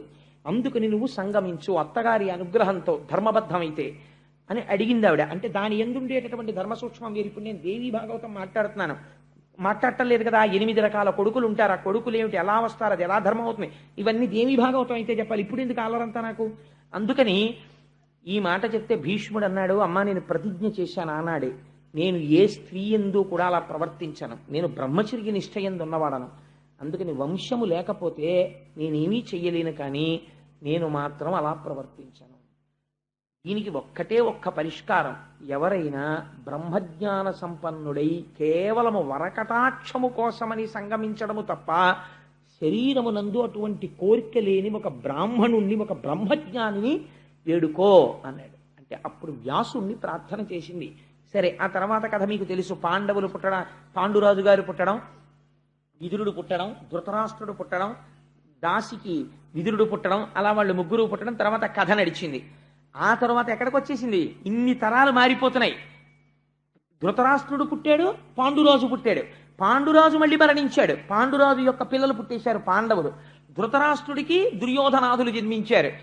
ఇంతమందిని సాకుతూ తాతగారై గడ్డాలు నిలిచిపోయి జుత్తు నిలిచిపోయి మహాధర్మజ్ఞుడై మహానుభావుడు వీళ్ళందరికీ విలువిద్య నేర్పించి ద్రోణాచార్యుల్ని గురువుగా పెట్టి అలా ఆ వంశాన్ని సాకుతూ నడిపిస్తూనే ఉన్నాడు భీష్ముడు. మాత్రం ఆయన కళ్ళ ముందే బ్రహ్మాండమైనటువంటి కలహం బయలుదేరింది, కౌరవులకు పాండవులకు. కౌరవులు అనడానికి కూడా వీల్లేదు, ఎందుకంటే పాండవులు కూడా కౌరవులే, భీష్ముడు కూడా కౌరవుల్లో వాడే, కురుచక్రవర్తి యొక్క సంతానం. అందుకని పాండురాజు యొక్క పుత్రులకు ధృతరాష్ట్రుని యొక్క పుత్రులకు కలహం బయలుదేరింది. బయలుదేరినప్పుడు ఇంత ధర్మజ్ఞుడైనటువంటి భీష్ముడు, ఇంత ధర్మం తెలుసున్న భీష్ముడు కురుక్షేత్ర సంగ్రామం జరిగినప్పుడు మాత్రం పాండవ పక్షమునకు వెళ్ళలేదు. కౌరవ పక్షంలో, దుర్యోధనుడి యొక్క పక్షంలో ఉండిపోయాడు. అలా ఎందుకు ఉండిపోవలసి వచ్చింది? నిజంగా భీష్ముడే కానీ ఒకవేళ పాండవ పక్షంలోకి వెళ్ళిపోతున్నాను అని అన్నాడు అనుకోండి, అసలు కురుక్షేత్ర యుద్ధం లేదు కదండి. దుర్యోధనుడు ఎవరిని చూసుకుని దిగాడు? ఇద్దరిని చూసుకుని దిగాడు. ఒకటి భీష్ముడు, 2 కర్ణుడు. వీళ్ళిద్దరికీ సంవాదం వచ్చింది. సర్వసైన్యాధిపత్యం ఇచ్చేటప్పుడు భీష్ముడు బతికున్నంత కాలం నేను అసలు యుద్ధభూమికి రానన్నాడు కర్ణుడు. అక్కడే అమంగళం. కాబట్టి ఏమైపోయింది, భీష్ముడిని చూసుకుని యుద్ధానికి వెళ్ళాడు. అటువంటి భీష్ముడు పాండవుల వైపుకి వెళ్ళిపోయాడు అనుకోండి, ఎన్నో మాటలు ధర్మం చెప్పాడు. మహానుభావుడయ్యా, అర్జునుణ్ణి ఎవరు గెలవలేరు, పాండవుల పట్ల ధర్మం ఉంది, వాళ్ళు నెగ్గుతారని చెప్పాడు. అటువంటి భీష్ముణ్ణి దుర్యోధనుడు పట్టుకుని వేలాడవలసినటువంటి అవకాశం ఇవ్వకుండా పాండవ పక్షానికి వెళ్ళిపోయి ఉంటే అసలు కురుక్షేత్రం జరిగేది కాదు కదా. భీష్ముడు ఎందుకు వెళ్ళలేదు? ఒకటవ ప్రశ్న. 2, అట్లాంటి భీష్ముణ్ణి అలాగ ముళ్ళపంది ఎలా అయితే ముళ్ళతో ఉంటుందో అలా అంగుళం మాత్రం చోటు లేకుండా అన్ని బాణాలతో కృష్ణుడు ఎందుకు కొట్టించాడు? అంటే భీష్మంచ ద్రోణంచ జయద్రథంచ అని గీతలో చెప్పాడు. నేనే సంహరిస్తున్నానని చెప్పాడు. భీష్ముణ్ణి అన్ని బాణాలతో ఎందుకు కొట్టాడు? ఈ 2 భీష్మాచార్యుల వారి జీవితానికి సంబంధించి చాలా గహనమైనటువంటి ప్రశ్నలు. అలా కొట్టడానికి ఒక కారణం ఉంది. నేను దేనికైనా సరే ప్రపంచంలో ఆలంబనం ఏమిటో తెలుసా అండి? ధర్మమే. భీష్ముడు తన జీవితం మొత్తం మీద ఒక్కసారి ధర్మం తప్పాడు.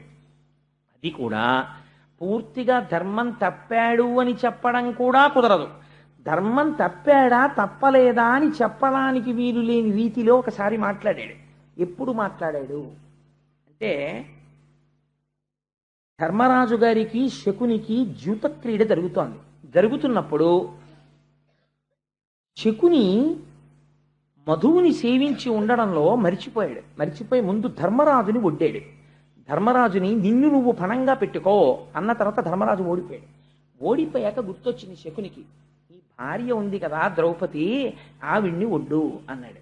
అప్పటికే ధర్మరాజు శకునికి దాస్యంలోకి వెళ్ళిపోయిన ధర్మరాజు వడ్డమన్న శకునికి వెడుతుంది కానీ దోషం ఒడ్డిన నాకు పట్టదని చెప్పి ఇప్పుడు నాకు శకుని యజమాని, నేను ఆయనకి దోషం ఆయనకి ఎడుతుందని ద్రౌపదిని ఒడ్డి మళ్ళీ ఓడిపోతే దుశ్శాసనుడు రజస్వల అయినటువంటి ద్రౌపదీదేవిని సభలోకి ఈడ్చుకొచ్చి వలువలు ఊడుస్తుంటే ఆవిడ ఒక ప్రశ్న వేసింది పేర్లు చెప్పి. ఈ సభలో భీష్మద్రోణులు ఉన్నారు, వాళ్ళకి ధర్మం తెలుసు.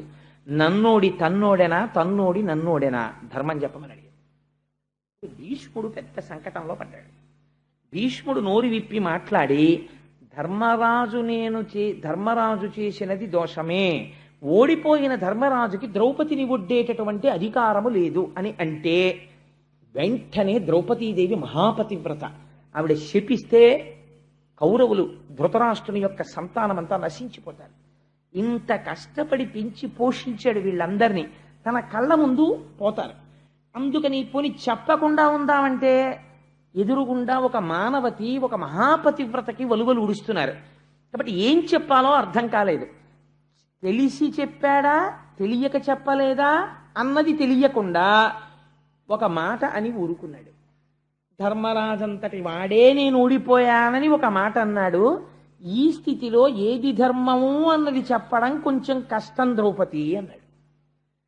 అలా ధర్మము తెలిసి చెప్పకపోవడం కూడా ధర్మాచరణమునందు వైక్లభ్యమే. ఈ దోషమునకు కొట్టవలసి వచ్చింది. అందుకని బాణాలతో కొట్టారు. ధర్మాచరణం అంటే ఎంత గహనంగా, ఎంత కష్టంగా ఉంటుందో చూడండి. ఇంతటి మహానుభావుడు యుద్ధానికి వచ్చాడు కురుక్షేత్రంలో. వస్తే దుర్యోధనుడితో ఒక మాట చెప్పాడు, నువ్వు పాండవుల వైపు ఉన్నటువంటి వాళ్ళల్లో ఎవరినైనా సరే అడుగు, తలకాయ తీసేస్తాను, పాండవుల జోలికి మాత్రం నేను వెళ్ళనన్నాడు. యుద్ధభూమికి వచ్చిన తరువాత భీష్ముడు సర్వసైన్యాధిపతిగా నిలబడితే ధర్మరాజు గారు కవచం విప్పేసి, పాదుకలు విప్పేసి కాలినడకన వెళ్ళి పితామహాన్ నమస్కరించాడు. తాత, నువ్వు పెంచి పెద్ద చేసిన వాళ్ళం, మాకు విజయం కలగాలని ఆశీర్వదించు అన్నాడు. అంటే భీష్ముడు అన్నాడు, నువ్వు ఇలా వచ్చి ఉండకపోతే నేను శపించి ఉండేవాణ్ణి. నీ గౌరవానికి పొంగిపోయాను. ఎంతటి వాడండి అప్పటికి మహానుభావుడు, వృద్ధుడైపోయాడు. చర్మం అంతా ముడతలు పడిపోయింది, జుత్తు నిరిసిపోయింది. తన కళ్ళ ముందు తన వాళ్ళు దెబ్బలాడుకుంటున్నారు, తనే సర్వసైన్యాధిపతి అయి నిలబడ్డాడు. మీ 5గురు జోలికి రాను కానీ అంటే ఆయన అన్నాడు, తాత నువ్వు రావక్కర్లేదు, కానీ నీకు స్వచ్ఛంద మరణం వరం ఉంది. యుద్ధంలో నువ్వు ధనస్సు పట్టగా ఎవరూ కొట్టలేరు, నువ్వు యుద్ధంలో ఉంటే ఎలాగ తాత అని చేతులు నలిమేడు. ఇప్పుడు ఆ విషయం అడక్కు, కొన్నాళ్ళు పోయాక కనపడ చూద్దాం వెళ్ళాను. మా యోగక్షేమాలు మాత్రం దృష్టిలో పెట్టుకో తాత అని వెళ్ళిపోయాడు ధర్మరాజు. వెళ్ళిపోతే రోజు యుద్ధం చేసేవాడు, ఇంటికి వచ్చేవాడు. దుర్యోధనుడు వచ్చి సూటి పోటీ మాటలు ములుకులతో పొడిచినట్టు మాట్లాడేవాడు భీష్ముణ్ణి. అంత గొప్పవాడివని యుద్ధంలో దిగాను, ఎంతమందిని చంపావు, ఏం చేశావు, నువ్వు తలుచుకుంటే అర్జునుడిని చంపలేవా, నువ్వు కావాలని వెనకేసుకొస్తున్నావు, నువ్వు పాండవ పక్షపాతివి, అని పాపం ఆ వయస్సులో అన్ని మాటలు పడి పడుకుని ఒకరోజు 9వ రోజు అనుకుంటాను కురుక్షేత్రంలో దుర్యోధన ఇవాళ భీష్ముడంటే ఏమిటో చూద్దుగాలి యుద్ధంలో ఇవాళ చూపిస్తాను భీష్ముడంటే ఏమిటో అన్నాడు. మండలాకారమైన ధనస్సుని పట్టుకున్నాడు. ఇలా పట్టుకోవడం మానేసి ఇలా పట్టుకున్నాడు ధనస్సు అర్ధచంద్రాకారంగా. ఆ రోజు భీష్ముడు వేసిన బాణాలు కనపడ్డాయి తప్ప భీష్ముడు కనపడలేదు. కొన్ని వేల మందిని తెగటార్చేశాడు. కురుక్షేత్రం అంతా ఎక్కడ చూసినా తెగిపోయిన కాళ్ళు చేతులు ఏనుగులు. భీష్మపర్వం చదవాలి. పడిపోతే పాండవులు గజ గజ గజ గజ గజ గజ వణికిపోయారు. అర్జునుడిని పంపించారు భీష్ముడి మీద యుద్ధానికి. పంపిస్తే అర్జునుడు యుద్ధానికి వచ్చాడు. వస్తే ఆ రోజున భీష్ముడు చేశాడు యుద్ధం. గమ్మత్తైన ప్రతిజ్ఞ చేశాడు. సర్వసైన్యాధిపత్యంలోకి వెళ్ళి తీసుకున్నాడు. తీసుకుని ఆయనకి అభిషేకం చేశారు సర్వసైన్యాధిపతిగా.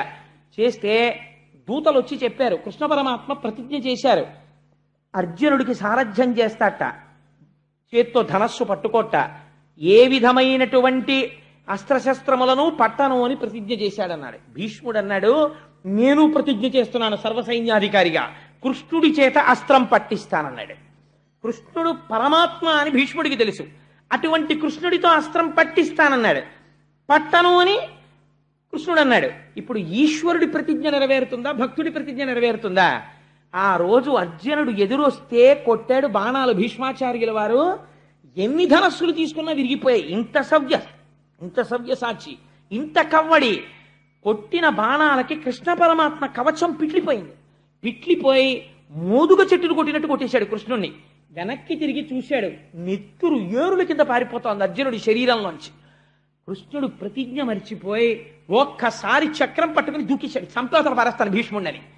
అప్పుడు భీష్ముడు కోదండాన్ని పక్కన పెట్టి నమస్కరించాడు. చూసావా లొంగిపోయావు, నా నిన్ను నమ్ముకున్న భక్తుడి కోసం ధనస్సు పక్కన పెట్టేశావు అని నమస్కరించాడు.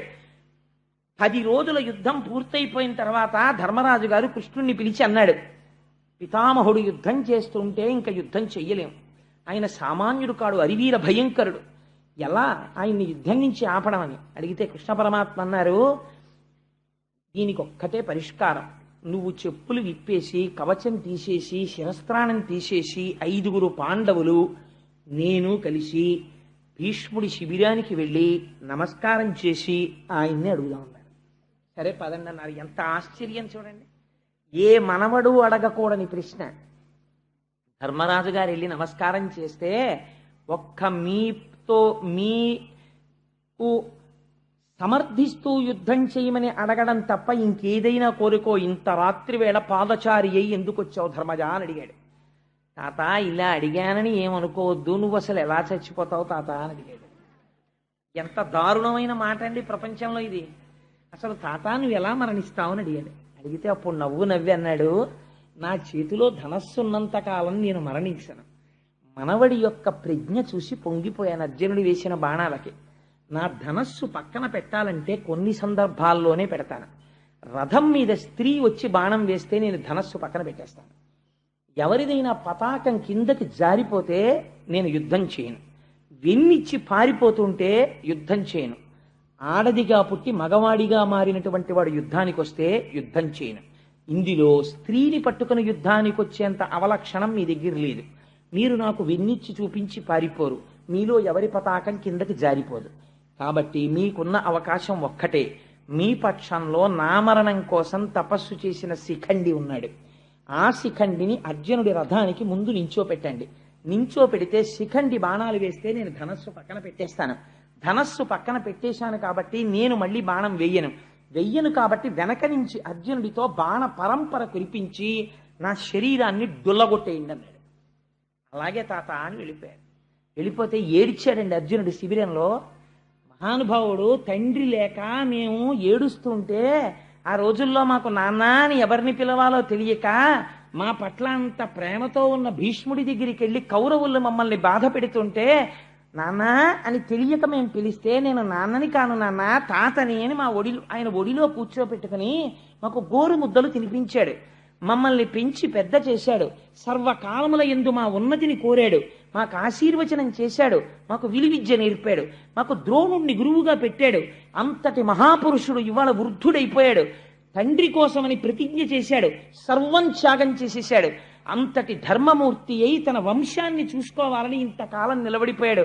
అటువంటి వాణ్ణి సవ్యసాచినై గాంధీవం పట్టుకుని శిఖండిని అడ్డు పెట్టుకుని ఆయన మీద బాణపరంపర కొడుతుంటే ఆయన ఒంట్లోంచి నెత్తురు కారిపోతుంటే నే కొట్టగలనా అన్నయ్య అని అడిగాడు. కొట్టక తప్పదురా, కొట్టవలసిందే ధర్మం కోసం, కొట్టు తప్పదన్నాడు కృష్ణుడు. దానికి వచ్చారు. వచ్చిన తర్వాత శిఖండిని ఎదురుపెట్టి తీసుకొచ్చారు. తీసుకొస్తే ఆయన ధనస్సు పక్కన పెట్టేశాడు. పెట్టిన తర్వాత శిఖండి 100 బాణములు వేశాడు ఒకేసారి. ఎందుకంటే ఆయన ప్రతిజ్ఞ నెరవేరాలి. ఆయన యొక్క కవచం డుళ్ళిపోయి కింద పడిపోయింది విప్పుకుని. గుండెలు దొరికాయి. దొరకగానే అర్జునుడు ఆ రోజు కొట్టినటువంటి బాణ పరంపరకి బొట్టన వేలు ఇలా పెట్టి వేలి ముద్ర వేస్తాను చూడండి, అలా వేలి ముద్ర వెయ్యడానికి ఇలా బొట్టన వేలు పెట్టడానికి చోట్లేనన్ని బాణాలతో కొట్టాడు. కొడితే చుట్టూ బాణపంజరమే, మధ్యలో భీష్ముడున్నాడు. అన్ని వేపుల నుంచి నెత్తురు కారిపోతోంది. వీపు చూపించలేదు కాబట్టి ఒక్క తల వెనక తగలలేదు బాణాలు. ఒంటి నిండా బాణపంజరాలు కొట్టిన తర్వాత సూర్యుడు అస్తమిస్తున్నటువంటి సమయంలో రథం నుంచి డుళ్ళి కింద పడిపోయాడు. కింద పడిపోయినప్పుడు ఆయన శరీరం భూమికి తగలలేదు, బాణములతో పడిపోయి ఉండిపోయాడు. అప్పుడు పిలిచాడు. అందరూ పరుగు పరుగున వచ్చేశారు. యుద్ధమాపి భీష్ముడంతటి వాడు పడిపోయాడు వాళ్ళని. పడిపోతే అప్పుడు అడిగాడు, అయిపోయింది నా సమయం, స్వచ్ఛంద మరణాన్ని కోరాను. కానీ అప్పుడు గుసగుసలు వినపడ్డాయి. ఇంతటి భీష్ముడికి దక్షిణాయనంలో మరణమా? లేదు, నేను ఇంకా బ్రతికే ఉన్నాను. ఉత్తరాయణం వరకు నా శరీరం విడిచిపెట్టను.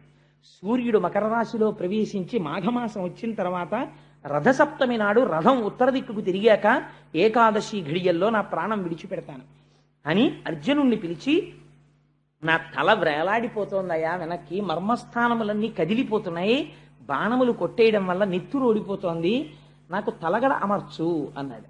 దుర్యోధనాదులు వెంటనే తలగడలు పట్టుకొచ్చారు. ఈ తలగడలు కాదురా నాకు కావలసింది, యుద్ధ భూమినందు పడుకున్నటువంటి వాడికి బాణములతో కొట్టాలి తలగడ, అందుకని అర్జునుడు కొడతాడన్నారు. అర్జునుడు బాణములతో తలగడ ఏర్పాటు చేశాడు. చాలు నీలాంటి మనవడు పుట్టాడని ఆ బాణముల మీద తలగడ ఏర్పాటు చేసుకుని, నేను ఈ యుద్ధ భూమినందే పడి ఉంటాను, నా చుట్టూ కందకం తవ్వండి, ఎవ్వరూ నా వైపుకి రాకుండానని కందకం తవ్వించుకుని ఆ భూమి మీద పడి ఉండిపోయాడు. ఉండిపోయిన తర్వాత కురుక్షేత్ర సంగ్రామం అయిపోయింది. అందరూ ఈ ధృతరాష్ట్రుడి పక్షం అంతా ఓడిపోయింది, పాండవ పక్షం గెలిచేసింది. అప్పటికి కూడా ఇంకా భీష్ముడు అంపశయ్య మీదే ఉన్నాడు. చేసుకుంటున్నారు. ఒకనాడు దాహార్తి కలిగింది మహానుభావుడికి, నాకు దాహం వేస్తోందన్నాడు. నీళ్లు పట్టుకొచ్చారు. అంపశయ్య మీద పడుకున్నవాడు లౌకికమైన జలములు తాగడు. అర్జునుడికి తెలుసు ఏ నీళ్లు ఇవ్వాలో. అర్జున ఈ అన్నాడు. ఆయన పర్జన్యాస్త్రాన్ని ప్రయోగించాడు. ప్రయోగిస్తే భూమిలోంచి నీరు అమృతోదకం పైకి లేచి ఆయన నోట్లో పడింది. ఆ నీటిని తాగాడు. తాగి అంపశయ్య మీద పడి ఉండగా ఇప్పుడు భాగవతంలోకి రండి. ఇవాళ భీష్ముడి యొక్క కథ వినాలి కాబట్టి ఇప్పటి వరకు నేను దేవీ భాగవత భారత ఇతర గ్రంథములలోకి వెళ్ళి భీష్మాచార్యుల వారి చరిత్ర ఈ అసుర సంధ్య వేళలో చెప్పుకుంటే మనుష్యులుగా పుట్టినందుకు మనం తరించిపోతామని సంక్షిప్తంగా భీష్మ చరిత్రని మీకు వివరించాను. ఇప్పుడు ఆ భీష్మాచార్యుల వారు అంపశయ్య మీద పడి ఉండగా కృష్ణ భగవానుడు ఏకాదశి ఘడియలు దగ్గరికి వస్తున్నాయని ఆ ధర్మరాజుతో ఒక మాట చెప్పాడు. భీష్ముడు అక్కడ అంపశయ్య మీద ఉన్నాడు, నువ్వు బయలుదేరి వెళ్ళి దర్శనం చేసుకుని ఆయన దగ్గర ధర్మాలు తెలుసుకో. అటువంటి మహాపురుషుడు వెళ్ళిపోతే మళ్ళీ ధర్మం చెప్పేవాడు లేడు. అంటే భారతంలో చెప్పారు తప్ప ఇక్కడ చెప్పలేదు ఆ ధర్మాలు. భాగవతంలో వెళ్ళి ధర్మరాజాదులు ఆయనకి నమస్కరించి ఆయన దగ్గర అన్నీ విన్నారు.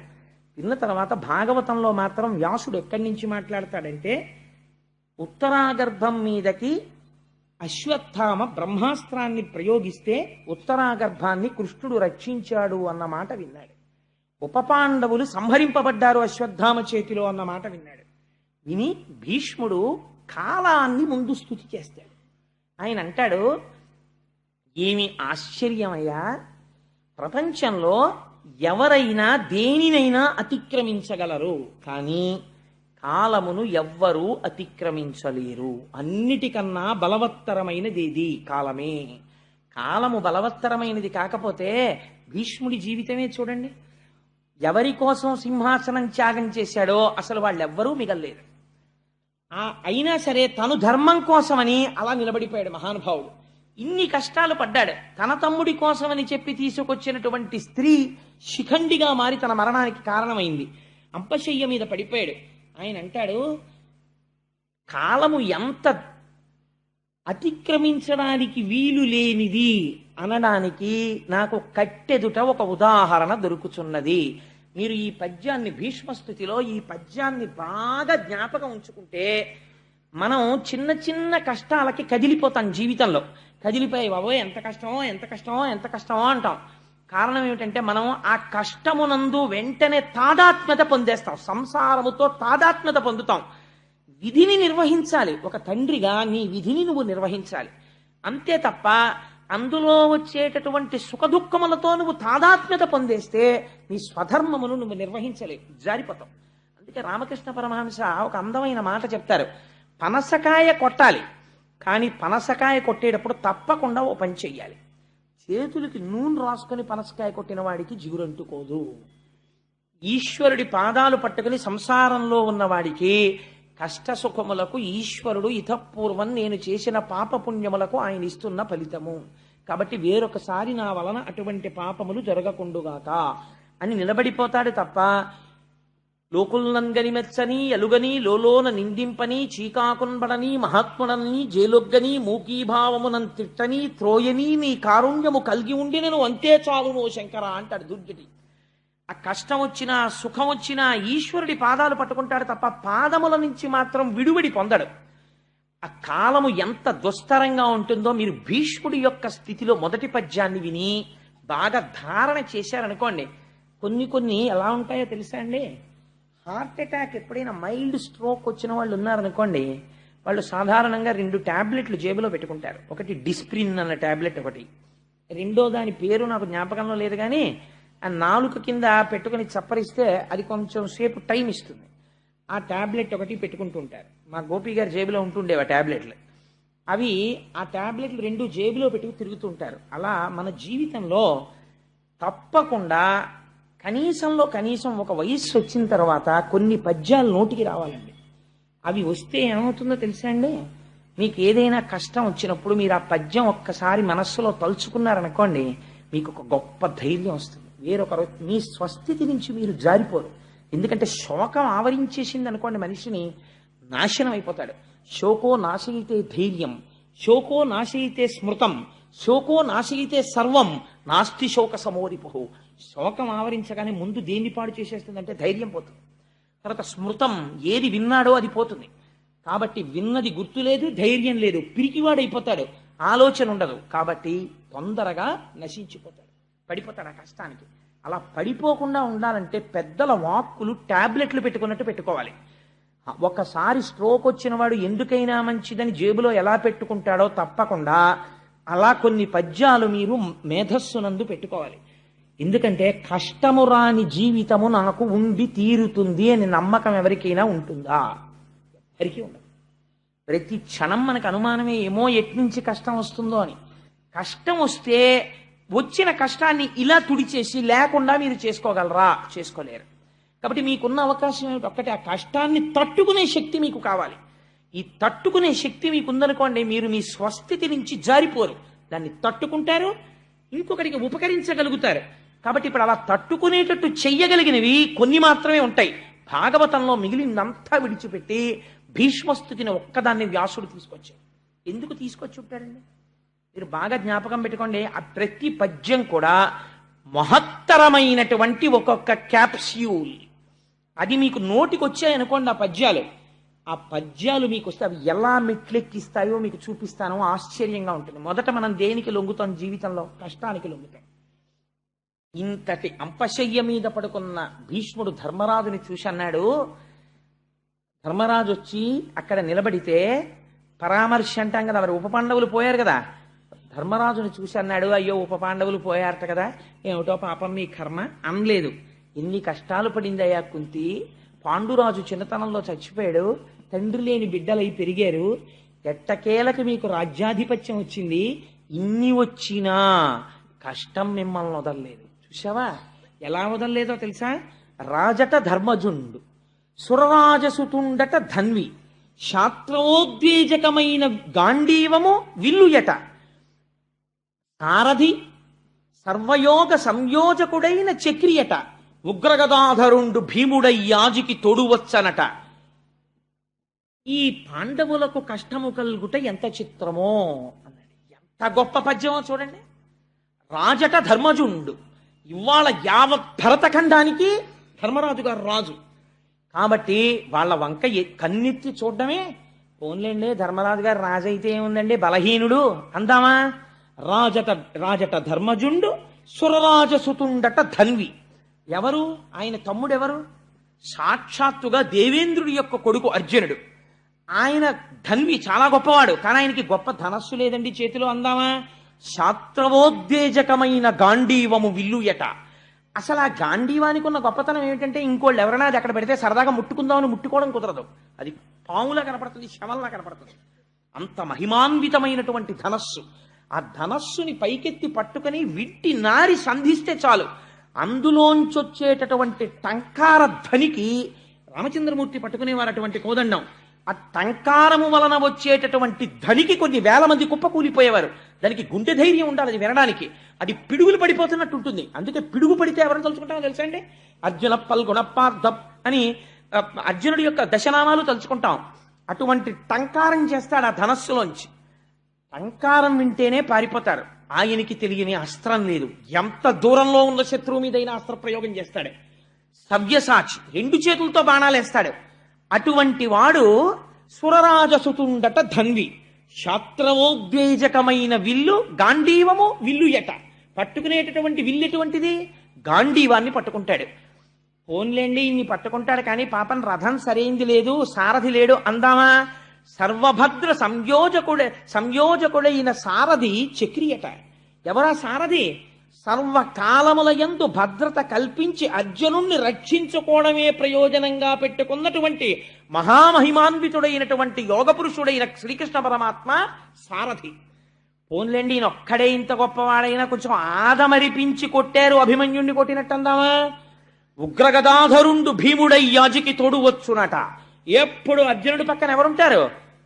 బ్రహ్మాండమైనటువంటి గద పట్టుకుని గిర్ర గిర్ర గిర్ర గిర్ర తిప్పుతూ ఒక్క గదాదండంతో ఒక దెబ్బ వేశాడా ఏనుగుల కుంభస్థలాలు బద్దలైపోతాయి. అటువంటి ఉగ్ర గద పట్టుకుని తిరిగేటటువంటి భీముడు ఆ అర్జునుడి పక్కన తోడుగా వస్తూ ఉంటాడు. ఉగ్ర గదాధరుండు భీముడయ్యాజికి తోడువచ్చనట. వీరికి ఆపత కల్గుటకేమి చిత్రమో, వీళ్ళ కొడుకులు చచ్చిపోయారు. ఏం ఆశ్చర్యం! కొన్ని సహజ మరణం కాదు, ఒక్క శత్రువు వచ్చి రాత్రి చంపేతలు మనిషిడు. ఏమి ఆశ్చర్యం రా! కష్టం కాలోహి దురతిక్రమ. ఇది అశ్వత్థామ రూపంలో వచ్చిందా, కాల రూపంలో వచ్చిందా? కాల రూపంలో వచ్చేసింది. వచ్చేసి దుఃఖం వచ్చింది. కాబట్టి ఇంత గొప్ప అర్జునుడు, ఇంత గొప్ప గాంధీవం, ఇంత గొప్ప కృష్ణ పరమాత్మ, ఇంత గొప్ప భీముడు, అంతరాజు ధర్మజుడు, ఇంకింతకన్నా రక్షణ ఉన్నవాళ్ళు ప్రపంచంలో ఉన్నారా? అట్లాంటి వాళ్ళ పిల్లలే బతకలేదు. వీళ్ళకి ఆపద కల్గుటకేమి చిత్రమో, వీళ్ళకి ఆపద రావడం ఏమిట్రా అని ఇప్పుడు అంటాడు. కాలోహి బలవాన్ కర్త సతతం సుఖ దుఃఖయో నరాణం పరతంత్రాణం పుణ్య పాపానుయోగత అంటాడు వ్యాసుడు. మీరు ఈ కంటికి కనపడేటటువంటిది అనుకోండి, మీరు యుద్ధం చేస్తారు. లేదు మీకు తెలుసున్న విషయం అనుకోండి, తప్పుకుంటారు. మీకు ఏ ఆపదొస్తోందో, ఏ కష్టం వస్తోంది అనేటటువంటి విషయం అసలు మీకు తెలియనే తెలియదు. ప్రతిరోజు సంతోషంగా ఉండాలనే ఎవడైనా కోరుకుంటాడు, అంతేకాని ఇవాళ నాకు గొప్ప ఆపద చేయాలి పరమాత్మ అని ఎవ్వడూ కోరుకోడు. గుళ్ళోకి వెళ్ళినవాడు ఎవడైనా అలా దండం పెడతాడేంటి? ఎవ్వడు దండం పెట్టాడు. ఎవరు కోరుకున్నా ఏం కోరుకుంటాడు? అయ్యా నా జీవితం సుఖంగా వెళ్ళిపోయేటట్టు చూడు. నువ్వు సుఖంగా వెళ్ళిపోవాలి అనుకుంటే ఆ సుఖానికి ఆలంబనమైన ధర్మం నువ్వు చెయ్యాలి. చేసేది అధర్మం, కావలసింది సుఖం. ఎలా కుదురుతుంది? కుదరదు. నీకేమో స్వీట్ తింటే అనారోగ్యం వస్తుందని డాక్టర్ గారు చెప్తున్నారు. నువ్వు తినేవన్నీ స్వీట్లే, నీకు ఆరోగ్యం ఎక్కడ ఉంటుంది? ఉండదు. నువ్వు చేసేదంతా అధర్మం. నువ్వు సుఖంగా ఉండమంటే ఎక్కడ ఉంటావు? నీకు దుఃఖమే ఉంటుంది.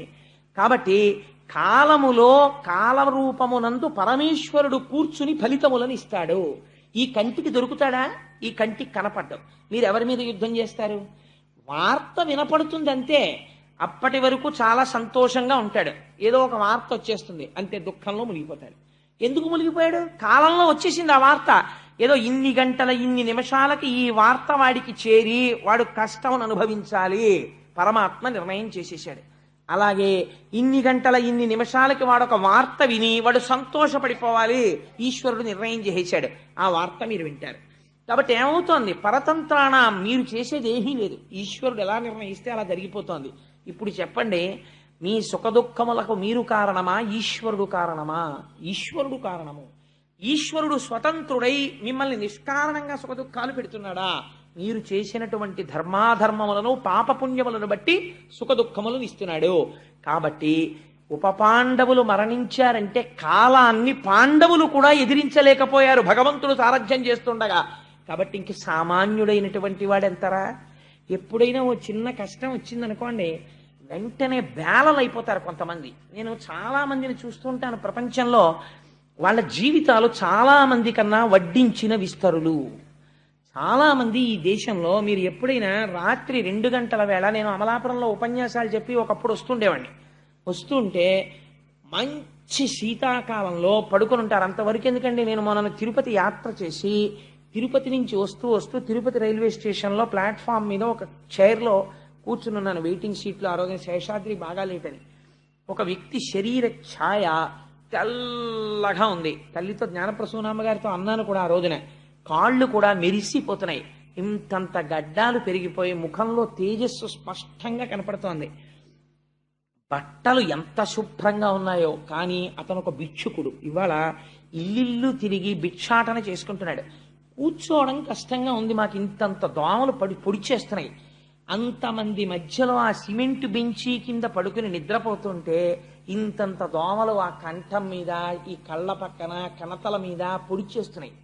పొడి చేస్తుంటే అతను అలా నిద్రపోతుంటే ఉండుండి ఆ దోమని ఇలా కొట్టుకుంటుంటే నాకు అతని ముఖం వంక చూస్తుంటే ఎంత వేదాంతం జ్ఞాపకానికి వచ్చిందో. ఇతను కూడా ఎక్కడో ఒక తల్లిదండ్రులకు పుట్టుంటాడు, ఎక్కడో పెరుగుంటాడు, శుభ్రమైన బట్ట కట్టుకోవాలి, ఒళ్ళు నీట్గా ఉంచుకోవాలని నిన్ను తెలిసాయి కాబట్టి ఒకప్పుడు ఏదో గౌరవనీయమైన బ్రతుకుంటాడు. కడుపున పుట్టినటువంటి పిల్లలు దగా చేసేస్తే ఒక ఆవిడికి ముష్టెత్తుకోవడానికి చేత కాక పరమ గౌరవనీయమైన వ్యక్తి, నేను నిడదవోలు షటిల్ చేసే రోజుల్లో అక్కడ ఉన్న చంటి పిల్లల్ని ముద్దాడుతూ, బాబు చెయ్యి చాపి బొత్తిగా అడుక్కోలేనండి అని నిలబడితే గవర్నమెంట్ అఫీషియల్స్ షటిల్ చేసేవాళ్ళు. అయ్యా, నేను ఆ ఊరు పేరు చెప్పను, ఎందుకంటే గబుక్కున ఆవిడికి ఈ వార్త తెలిస్తే ఆవిడ బాధపడే అవకాశం ఉంటుంది, సభలో వాళ్ళు గుర్తుపట్టచ్చు.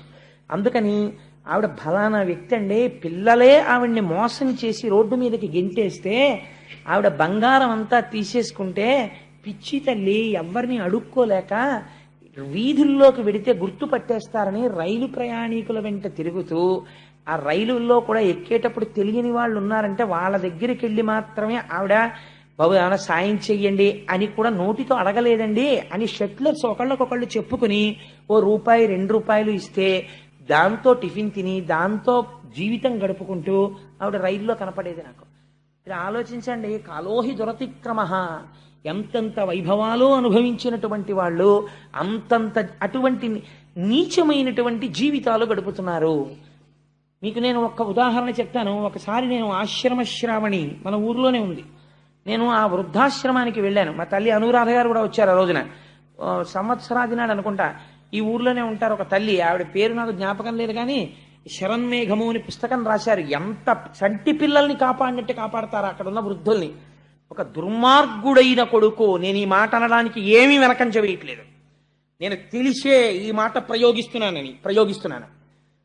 తల్లిని, అమ్మా నిన్ను దేవాలయానికి తీసుకెళ్తున్నానమ్మా అని చెప్పి తీసుకొచ్చి వృద్ధాశ్రమంలో విడిచిపెట్టి వెళ్ళిపోయాడు. వెళ్ళిపోతే ఆ తల్లికి పిచ్చెక్కిపోయింది. ఆవిడ రోజు పెట్టి సర్దేసుకుని అన్నం తిని, మా అబ్బాయి వచ్చేస్తాడండి నేను వెళ్ళిపోతాను, మా అబ్బాయి వచ్చేస్తాడండి నేను వెళ్ళిపోతాను అని ఇలా చెప్తుంటారు పాపం అందరికీ, వెళ్ళిన వాళ్ళకి. ఆ తల్లి మాకు చెప్పారు, మీకు గుర్తుంది కదమ్మా, ఏంటి వాళ్ళ అబ్బాయి తీసుకొచ్చి ఇలా దింపి వెళ్ళిపోయాడండి, ఆవిడకి పిచ్చి వచ్చేసింది. ఎవరిని నమ్ముతారు ప్రపంచంలో మీరు? కాలోహి దురతిక్రమ. వాళ్ళకొచ్చిన కష్టం కన్నా మీకొచ్చిన కష్టాలు పెద్దవా? ఒక పిసరు జ్వరం వస్తే, ఒక చిన్న ఎదురు దెబ్బ తగిలితే, కొద్ది పిసరు మోకాలు నెప్పెడితే భోరుమని ఏడ్చేసి పరమేశ్వరుడు ఇంత వైభవాన్నిచ్చి, ఇల్లిచ్చి, వాకిళ్ళిచ్చి, ఉద్యోగాలిచ్చి ఎప్పుడో చేసుకున్న పాపకర్మకి చిన్న కష్టం ఒక్కటి పెట్టినంత మాత్రం చేత దిగాలు పడిపోయి నేలన పడిపోయి గుండెలు బాధేసుకుని లేనిపోని నిరుత్సాహం తెచ్చేసుకుని ఎప్పుడూ కష్టాలే ఆలోచించుకుంటూ నేనేమిటి ఇలా ఉందండి నేనేమిటి ఇలా ఉందండి అని బతకడం నీ అంత నువ్వు పాడు చేసుకున్న జీవితమా? ఈశ్వరుడు ఇచ్చినటువంటి ఉజ్వలమైన జీవితాన్ని నువ్వు నాశనం చేసుకుంటున్నావా? ఒక్కసారి భీష్ముడి స్తోత్రం చదువు. అంతటి పాండవులకి కష్టం వచ్చింది, వాళ్ళు దిగాలు పడిపోయారా? పడిపోలేదే. పాండవులు తమ జీవితాలు పండించుకుని మోక్ష మార్గంలో వెళ్ళిపోయారు, కృష్ణుణ్ణి నమ్ముకుని వెళ్ళిపోయారు. నువ్వు ఎందుకు వెళ్ళలేవు? భీష్మస్తుతి కేవలం వినడానికి కాదు. భీష్ముడు ఏదో పద్యం చదివాడండి ఆ రోజున, నేను సారా పద్యం చదివేసి మీకు అర్థం చెప్పడానికి కాదు. భీష్మస్తుతి మీరు ఆ పద్యాన్ని జ్ఞాపకం పెట్టుకుంటే మీ కష్టాన్ని తట్టుకోవడానికి అదొక టాబ్లెట్. ఎంత గొప్ప పద్యం చెప్పాడో చూడండి. ఆ మాట చెప్పి ఆయన అంటాడు, కృష్ణుడి వంక చూసి ఇంకా ప్రాణోత్క్రమణం చేసే సమయం ఆసన్నం అయిపోతుంది, ఏకాదశి ఘడియలు వచ్చేసాయి. ఆయన అన్నాడు, త్రిజగన్మోహన నీలకాంతి తను ఉద్దీపింప ప్రాభాత నీరజ బంధు ప్రభమైన చేలముపయింద్రంజిల్ల నీలాల కవ్రజ సంయుక్త కుంతలములు ఆ నుదిటిపై నొప్పంగా మా విజయుంచేరెడు వన్యకాడుమది నావేశించు నెల్లప్పుడు. ఎంత గొప్ప మాట అంటాడంటే, నా మనస్సునందు సర్వకాలముల యందు ఉండవలసిన వాడెవడు? త్రిజగన్మోహన నీలకాంతి తను ఉద్దీపింప ప్రాభాత నీరజ బంధు ప్రభమైన చేలముపయింద్రంజిల్ల నీలాల కవ్రజ సంయుక్త ముఖారవిందమతి సేవ్యంపై విజృంభింప మా విజయుంచేరెడు వన్యకాడు మది నావేశించు నెల్లప్పుడు.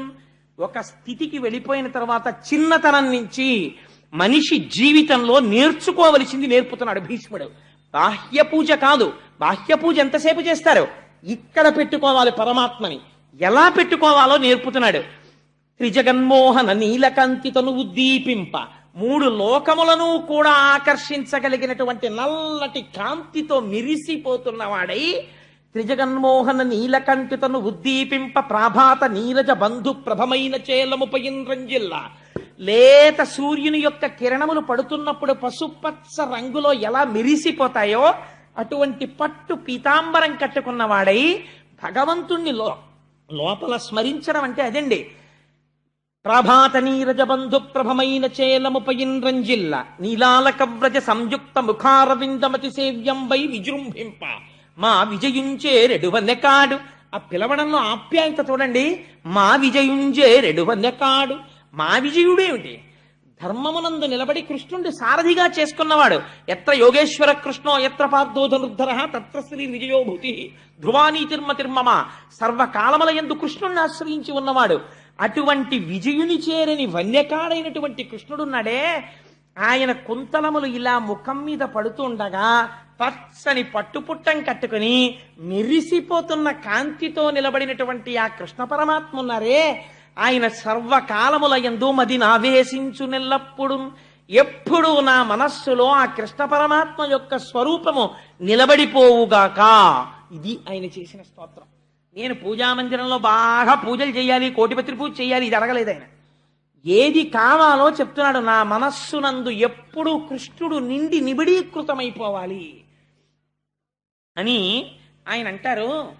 మహానుభావుడు ఆ అడగడంలో ఉన్న గొప్పతనం ఏమిటో తెలుసా అండి? బాహ్యంలో కాదు ఉండవలసింది. ఇక్కడ పరమాత్మని ప్రతిష్ఠ చేసుకోవాలంటే ముందుండవలసినటువంటిది భక్తి.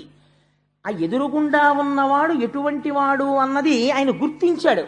హయరింకాముక ధూళి ధూసర పరిన్యస్తాల కోపేతమై రయజాత శ్రమతోయ బిందుయుతమై రంజిల్లు నిమ్మోముతో జయముం పార్థునకిచ్చు వెట్కనని నా శస్త్రాహుతించాలనొచ్చయు బోరించు మహానుభావు మదిలో చింతింతు అశ్రాంతమున్ ఎప్పుడు విడిచిపెట్టకుండా చింతింతూ ఆయన గురించే స్మరణ చేస్తూ నేను పొంగిపోతుంటాను. ఎలాంటి వాణ్ణి?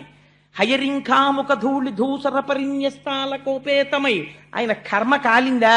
ఎక్కడో పాలసముద్రంలో ఆదిశేషుడి మీద ఇలా చెయ్యి అలవోకగా పెట్టుకుని పడుకుంటే హాయిగా రెండు పాదములను జాపి పడుకున్నటువంటి స్వామి యొక్క పాదార విందములను చూసి లక్ష్మీ మహీతదనురూప నిజానుభావ నీడాది దివ్య మహిషీకర పల్లవానాం ఆరుణ్య సంక్రమణ తక్కిల సాంద్ర రాగౌ శ్రీ వెంకటేశ చరణౌ శరణం ప్రపద్యే.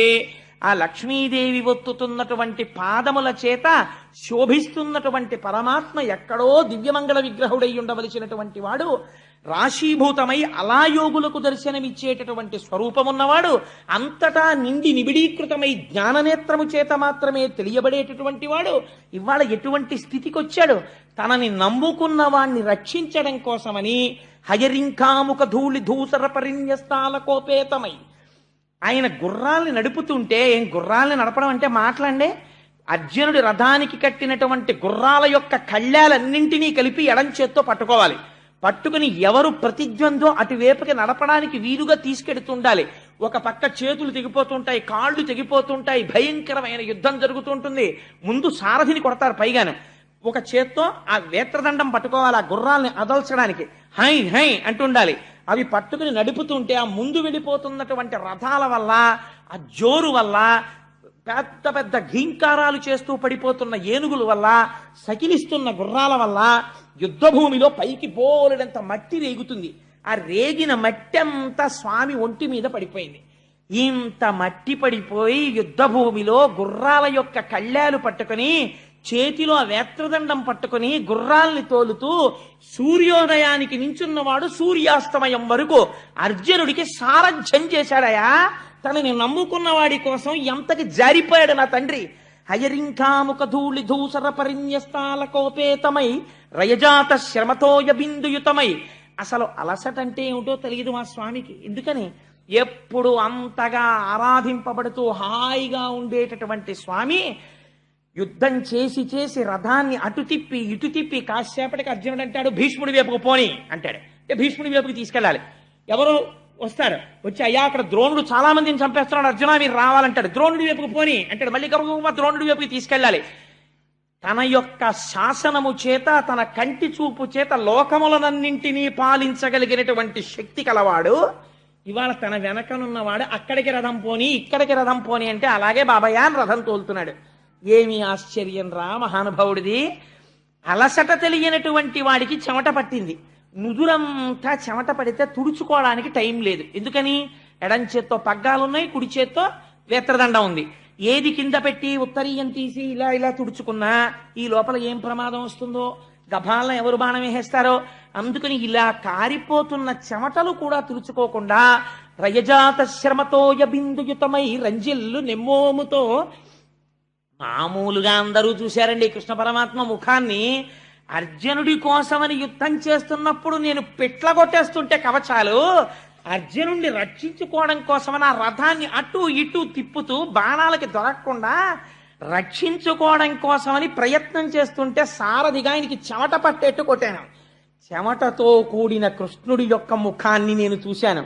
రయజాత శ్రమతోయ బిందుయుతమై రంజిల్లు నెమ్మోముతో జయము పార్థునకిచ్చు వెట్కనని నా శస్త్రాహుతిని చాలా నొచ్చియు. ఎలాగైనా అర్జునుడికి గెలిపించేద్దామని ఎన్ని రకాలుగా రథాన్ని తిప్పినా నేను చేతిలో ధనస్సు పట్టుకుని సారథిని కొట్టాలి కాబట్టి నేను బాణం వెంట బాణం వేసి కొట్టేస్తుంటే ఆయన కవచం పిట్లిపోతే, ఆయన ఒంటికి నేను కొట్టిన బాణాలు తగిలితే ఆయనలోంచి నెత్తురు కారిపోతుంటే ఇంకా అర్జునుడినే రక్షించుకుందామని ఇన్ని దెబ్బలు తిని కూడా కృష్ణుడికి తగలకుండా రథాన్ని అటు ఇటు తిప్పుతున్నటువంటి భక్తపరాధీనుడైన పరమాత్మ ఉన్నాడే, వాడు నా మదిని ఆవేశించు నెల్లప్పుడు, వాడు నా మనస్సు యందు నిలబడుగాక. ఇది ఆయన వెళ్ళిపోయే ముందు చేసుకున్న ప్రార్థన. ఎంతటి మహోత్కృష్టమైనటువంటి వాడో చూడండి. ఆయన అంటాడు ఇక్కడతో సరిపోయిందా కృష్ణుడి యొక్క లీల? కుప్పించి ఎగసిన కుండలంబుల కాంతి గగన భాగం బెల్ల కప్పి కొనగా ఉరికిన నోర్వక ఉదరంబులోనున్న జగముల వ్రేగున జగతి కదుల చక్రంబు చేబట్టి చనుదించురయమున పైనున్న పచ్చని పటముజార నమ్మితి నాలా ఉనగుబాటు చేయకు మన్నింపు మని క్రీడి మరల దిగువ కరికి లంఘించు సింహంబు కరణి మెరసి నేడు భీష్ముని చంపుదు నిన్ను కాతు విడువు మర్జున ఎటంచు మద్ది శిఖవృష్టి తెరలి చనుదెంచు దేవుండు దిక్కు నాకు. యుద్ధభూమిలో అంపశయ్య మీద పడిపోయి బాణముల తలగడా మీద తల పెట్టుకుని ఒంట్లోంచి రక్తం అంతా కారిపోయిన తర్వాత కృష్ణ పరమాత్మని ఆపాదమస్తకం చూస్తూ చెప్తున్నాడు, నువ్వు ఎంత భక్తపరాధీనుడవో నాకు తెలుసు. యుద్ధభూమిలోకి నువ్వు అర్జునుడికి సారథ్యం చెయ్యడానికి వచ్చే ముందు ప్రతిజ్ఞ చేశావు, అస్త్రము పట్టను అన్నావు. నేను ప్రతిజ్ఞ చేశాను నీతో పట్టిస్తాను అన్నాను. నువ్వెలా పడతావో నాకు తెలుసు. నేనేం చేశానో తెలుసా? 10వ రోజు యుద్ధంలో అర్జునుడి మీద బాణ పరంపర కురిపించి కొట్టేశాను. అర్జునుడిని కొట్టేస్తే నువ్వు తప్పించగలిగినంతసేపు తప్పించి వెనక్కి తిరిగి చూసావు. అసలు అర్జునుడు ఏమైనా యుద్ధం చేస్తున్నాడా అని అనుమానం వచ్చింది. వెనక్కి తిరిగి చూస్తే పూచిన మోదుగు చెట్టులా రక్తం కారిపోతోంది బాణాలతోటి. అంతే. ఎందుకు వచ్చింది నీకు కోపం? నిన్ను నమ్ముకున్న వాణ్ణి నేను కొట్టానని కోపం వచ్చేసింది. ఆ కోపంలో నీ ఒడలు నీవు మరిచిపోయావు పరమాత్మ. అంత భక్త పరాధీనుడివయ్యా నువ్వు. ఆ రోజున ఏం చేశావు? కుప్పించి ఎగసిన కుండలం పులకాంతి గగన భాగం బెల్ల కప్పికొన్నగా లైవ్ టెలికాస్ట్ ఇచ్చేస్తున్నాడు మహానుభావుడు. ఒక్కసారి ఆ ఎడం చేతిలో పట్టుకున్న కళ్ళాలు విసిరవతల పారేసి ఆ వేత్రదండాన్ని నేలకేసి కొట్టి ఇలా కూర్చుని సారథ్యం చేస్తున్నవాడు ఒక్కసారి రథంలోంచి కిందకి గభాల దూకేసేట. దూకేసేటప్పటికి ఆ కుండలాలు చెవులకు పెట్టుకున్నవి ఇలా ఊగేటప్పటికి ఆ మణికుండలముల కాంతి గగన భాగం అంతా కప్పేసింది. గగన భాగం వెల్ల కప్పికొన్నగా ఉరికిన ఓర్వక ఉదరంబులోనున్న జగముల వ్రేగున జగతి కదుల. అన్ని భువన భాండాలు నీ కడుపులో ఉన్నాయి కదా. నువ్వు ఒక్కసారి దూకేసేటప్పటికి బ్రహ్మాండములన్నీ ఇలా కదిలి అలా దూకేశావు ఆ రోజున. ఉరికిన నోర్వక నుదరంబులోనున్న జగముల వ్రేగున జగతి కదుల. చక్రంబు చేబట్టి చనుదెంచురయమున పైనున్న పచ్చని పటముజార. అయ్యో, ఉత్తరీయం జారిపోకూడదని కూడా నువ్వు చూసుకోలేదు. పట్టనన్న వాడివి చక్రం పట్టేశావు. పట్టేసి గబ గబ గబ నడిచొచ్చేస్తుంటే నా మీదకి ఎదురుగుండా నేను ధనస్సు పట్టుకుని యుద్ధం చేస్తుంటే ఇలా పట్టుకుని ఇలా కళ్ళు తెరుచుకుని ఇలా వచ్చేస్తుంటే నువ్వు వేసుకున్న ఉత్తరీయం జారి కింద పడిపోయింది. కనీసం ఇలా ఉత్తరీయం తీసి వేసుకోలేదు. అంత కోపంతో వచ్చేసావు ఆ రోజున నా మీదకి. అప్పుడు నమ్మి తినాలా ఉనగుబాటు చేయకు మన్నింపు మని క్రీడి మరల దిగువ. బావా బావా బావా బావా అని ధనస్సు పక్కన పారేసి అర్జునుడు దూకేశాడు. దూకేసి పరిగెత్తుకుంటూ వచ్చి నీ కాళ్ళు అట్టుకుని బావా బావా అలా చక్రం పట్టేయకు బావా, నీ భావనైనటువంటి నేను అర్జునుడు చేతకాని వాడైపోతే భీష్ముడితో యుద్ధం చెయ్యలేకపోతే కృష్ణ పరమాత్మ చక్రం పట్టుకుని భీష్ముడిని చంపితే మొనగాడై కురుక్షేత్రంలో యుద్ధం చేశాడని రేపు లోకులు నన్ను దెప్పి పడుస్తారు. బావా వదిలేకు బావా చక్రాన్ని, నువ్వు పట్టుకోకు బావా అని అర్జునుడు నీ వెంట పడ్డాడు ఆ రోజున. చక్రంబు చేబట్టి చనుదించురయమున పైనున్న పచ్చని పటముజార. నమ్మి తినాలా ఉనగుబాటు చేయకు మన్నింపు మని క్రీడి మరల తిగువ. కరికి లంఘించు సింహంబు కరణి మెరసి నేడు భీష్ముని చంపుతు నిన్ను కాతు. విడువు మర్జున ఎటంచు మధ్య శిఖవృష్టి తెరలి చనుదెంచు దేవుండు దికునాకు. సింహం ఏనుగుని చంపేటప్పుడు శాతన కగ్రఖండితల సన్మజ కుంజర కుంభముక్త ముక్తాతత శైల అంటారు తిక్కన గారు. అలా ఒక్కసారి ఎగిరి సన్నటి నడువుతో దూకి ఆ ఏనుగు యొక్క కుంభస్థలం మీద కూర్చుని పంజాతో కొట్టి చీల్చేసి ముత్యాల్ని పైకి తీసినట్టు ఆనాడు ఏనుగు మీద దూకుతున్న సింహం అన్నట్టుగా నువ్వు చక్రం పట్టుకుని గబ గబ వెళ్ళిపోతూ అర్జునుడు ఎదురొచ్చి కాళ్ళ మీద పడిపోతే ఊరుకో అర్జున పక్కకిలే చంపేస్తాను వాడి భీష్ముడిని ఏమనుకుంటున్నాడో, నీ మీద బాణాలేస్తాడా, నిన్ను కాపాడతాను భీష్ముడిని చంపేస్తాను, నేను ఎవరో తెలిసిపోయినా సరే ప్రపంచానికి చక్రం పట్టుకుని చంపవతల పారేయాల్సిందే ఇవాళ ఏమనుకుంటున్నాడు, నేను నీ రథం మీద నిలబడి ఉండగా నిన్ను కొట్టడమా అని బయటపడిపోయాడా ఆ రోజున. భక్తులకు ఎంత పరాధీనుడో అలా మాట్లాడచ్చా, అందరికీ తెలిసిపోదు అర్జునుడి పక్షం కృష్ణుడని. అప్పుడేమో బావా ఎప్పుడు వచ్చి తీవు మునుముందుగా అర్జును నేను చూచి తిన్ అని అంత టకరదనం ప్రదర్శించాడు. ఎంతో నైపుణ్యంతో సమానంగా ఇచ్చినట్టు చెప్పాడు. ఇప్పుడు బయటపడిపోట్లా ఎవరి పక్షమో అని కూడా చూసుకోకుండా నేడు భీష్ముని చంపుతు నిన్ను కాతు విడువు మర్జున ఎటంచు మద్ది శిఖవృష్టి తెరలి చనుదెంచు దేవుండు దిక్కు నాకు. ఆ భక్త పరాధీనుడై ఆ రోజున అన్ని మరిచిపోయి అర్జునుడిని రక్షించడానికి తన ప్రతిజ్ఞ భంగం చేసేసి చక్రం పట్టుకుని దూకేసి నా మీదకొచ్చేటట్టు చేసిన ఘనత నాదే. అలాంటి కృష్ణుడిని నేను చూశాను రథంలో కూర్చుని యుద్ధం చేస్తూ. ఆ మూర్తి నా కళ్ళల్లో ఉండిపోయింది. మనకి ఉండిపోగలదు ఆ పద్యం నేర్చుకుంటే శిశపద్యం. అలాంటి కృష్ణుడు ఉన్నాడే భక్త పరాధీనుడై యుద్ధ భూమిలో నడిచొచ్చేసిన నా స్వామి. ఇది ఎవరు గీయగలరండి? ఏ చిత్రకారుడు గీయగలడండి? నిజంగా అలాంటి పటాన్ని గీసిన వాడు ఉంటే అది ఎన్ని ఇళ్లలో పెట్టుకోవలసినటువంటి పటం అండి నిజంగా. అలాంటి పరమాత్మ అటువంటి దేవుడున్నాడే. కృష్ణుడు అనలేదు, పొద్దున స్వామి అన్నారే సమస్త ఇంద్రియములకు శక్తి ఇచ్చి అంతటా వ్యాపించిన వాడు ఒక ఆకారమును తీసుకుంటే వాడే వాడని నేను గుర్తుపట్టాను. భక్తుల కోసం అంత జారిపోయినవాడు, అంతకి దిగిపోయినవాడు, ఆయన్ని నమ్ముకున్న నన్ను మాత్రం రక్షించడా? నాకెవరు దిక్కు? ఈ అంపశయ్య మీద పడిపోయి ఉండగా వాడే నాకు దిక్కు. అట్టి దేవుండు దిక్కు నాకు అని ఆయన అంటాడు. ఆ అర్జునుడు యుద్ధానికి వచ్చినప్పుడు చాలా పెద్ద మొనగాడిలా యుద్ధానికి వచ్చాడు, మహావీరుడిలా యుద్ధానికి వచ్చాడు. కానీ తీరా యుద్ధానికి వచ్చిన తరువాత అటుపక్క దుర్యోధనుడి సైన్యం ఉంది, ఇటుపక్క పాండవుల సైన్యం ఉంది. మధ్యలో రథాన్ని నిలబెట్టారు. తీరా నిలబెట్టిన తరువాత తనవారి చంపజాలక వెనుకకు పో నిచ్చు విజయుని శంకన్ ఘనయోగ విద్యబాపిన మునివంజుని పాద భక్తియ సగునునా ఎనయును నాకున్. ఆ రోజున ఇంతార్జనుడు వాళ్ళందరినీ చూసి, అయ్యో బావా, అందులో మా బావలున్నారు, పినతండ్రులున్నారు, పినతండ్రులున్నారు, తాతలున్నారు, గురువులున్నారు, వీళ్ళందరినీ చంపేసి ఈ నిత్తుటికుడు నాకెందుకు, నేను యుద్ధం చేయనని ఇంత బేలైపోయి ఇంత గాంధీవం చేతిలో ఉన్నవాడు జావకారిపోతుంటే ఎవ్వరికీ వినపడనటువంటి రీతిలో భగవద్గీతని బోధ చేసి మళ్ళీ అర్జునుడు చిట్ట చివరికి వెళ్ళేటప్పటికి నష్టోమోహ స్మృతిర్లప్త, నా అజ్ఞానం పోయింది, కృష్ణ పరమాత్మ నీ అనుగ్రహం చేత నాకు స్మృతి కలిగింది, ఏది తెలుసుకోవాలో దాన్ని నేను తెలుసుకున్నాను అని యుద్ధం చేసేటట్టుగా తనవారి చంపదాలక వెనుకకపో నిత్యు విజయుని శంకన్ ఘనయోగ విద్యపాపిన మునివంజుని పాద భక్తియునయును నాకున్. అటువంటి మహాపురుషుడున్నాడే, అజ్ఞానమును బోధించినటువంటి భగవద్గీతా శాస్త్రం, సమస్త ఉపనిషత్తుల యొక్క సారాంశమైనటువంటి ఆ భగవద్గీత ప్రబోధం చేసినటువంటి కృష్ణ పరమాత్మ యొక్క పాదారవిందములయందు సర్వకాలములయందు నాకు భక్తి కలుగుగాక అని ప్రార్థన చేసి ఆయన అంటాడు, తనకున్భృత్యుడు వినికాచుట మహాధర్మంబు ఉమ్మంచు అర్జున సారథ్యము పూని పగ్గముల సజ్జోగంబునన్ పట్టుచున్ ములికోలన్ వడిపూని ఘోటకములన్ మోదించి తాడించుచున్ జనులన్ మోహమునందచేయు మహాపురుషున్ సేవించదన్ అంటాడు. ఎంత చిత్రమైన పద్యమో చూడండి. అక్కడికి వెళ్ళినప్పుడు ఎంత చిత్రం జరిగిందంటేట, కురుక్షేత్ర యుద్ధంలో ఆ రథాన్ని పట్టుకుని నిలబడ్డాడు. తీరా నిలబడిన తరువాత దేనికి ఒప్పుకున్నాడు? ప్రపంచంలో 2 పదవులు చెయ్యడానికి ఎవ్వరూ ఒప్పుకోరు. అంటే అవి కొంచెం దిగువ స్థాయిలో ఉండేటటువంటి పదవులు అని భావిస్తారు. కానీ వాటికి ఉండే గౌరవం వాటికి ఉంది. ఒకటి, ఎవ్వరూ కూడా తక్కువ పోస్టుగా భావించేది మెసెంజర్. మెసెంజర్ అంటే ఒక చోటు నుంచి ఫైల్ని ఇంకో చోటికి, లేకపోతే ఒక వార్తని ఒక చోటు నుంచి ఇంకో చోటికి పట్టుకెళ్లేవాడిని మెసెంజర్ అని పిలుస్తాం. కాబట్టి ఆ ఉద్యోగం ఎవరు ఒప్పుకోరు. రెండోది డ్రైవర్. దానికి వేళ ఉండదు, పాలుండదు. ఆఫీసర్ గారికి ఎప్పుడు పని తగిలితే అప్పుడే అంతసేపు తిప్పవలసిందే.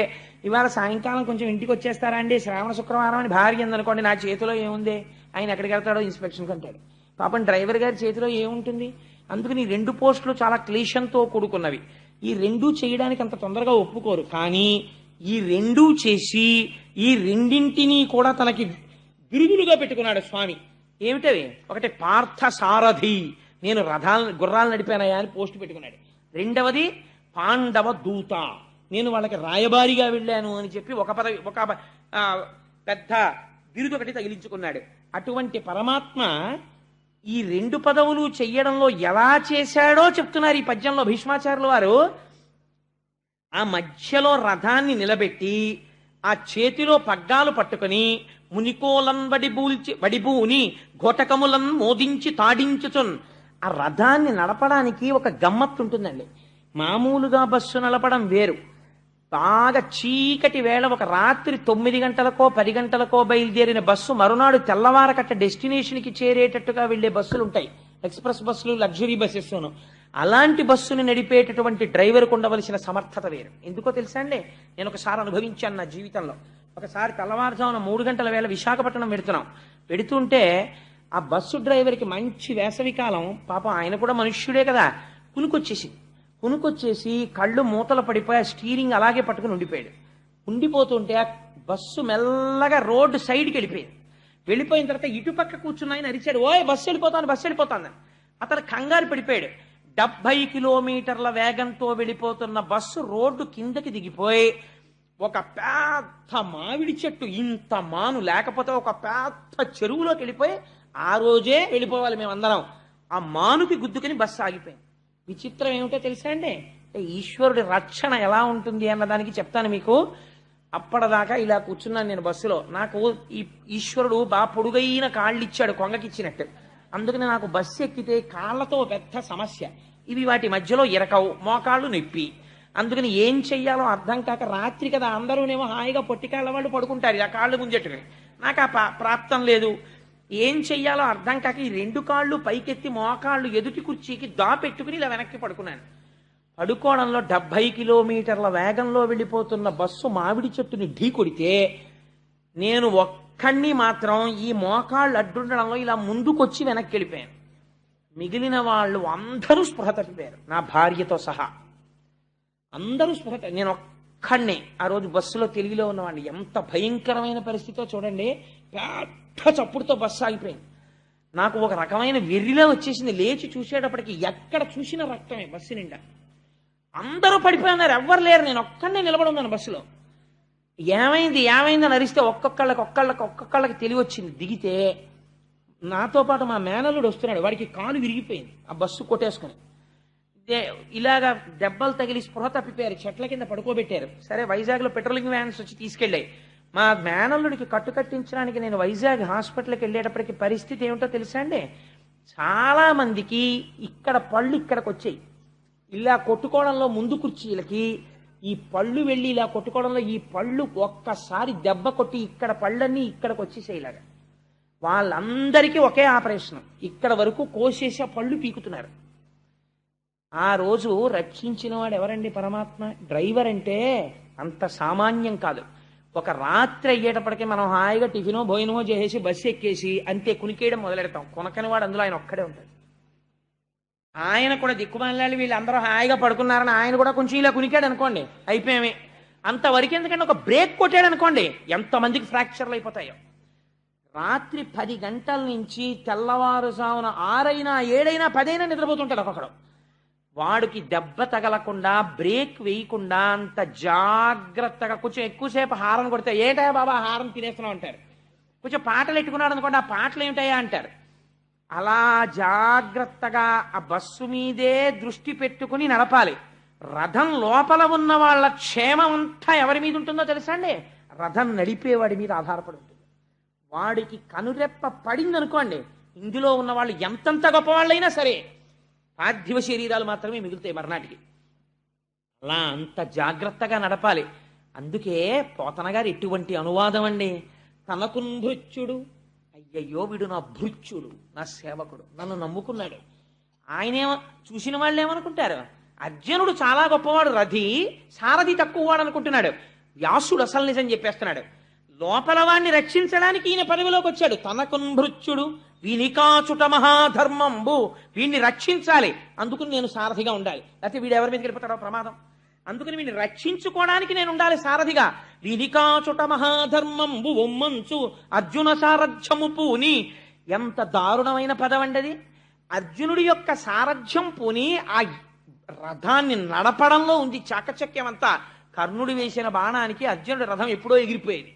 పరమాత్మ భూమిలోకి కుంగిపోయేటట్టు చేశారు కాబట్టి దక్కింది రథం.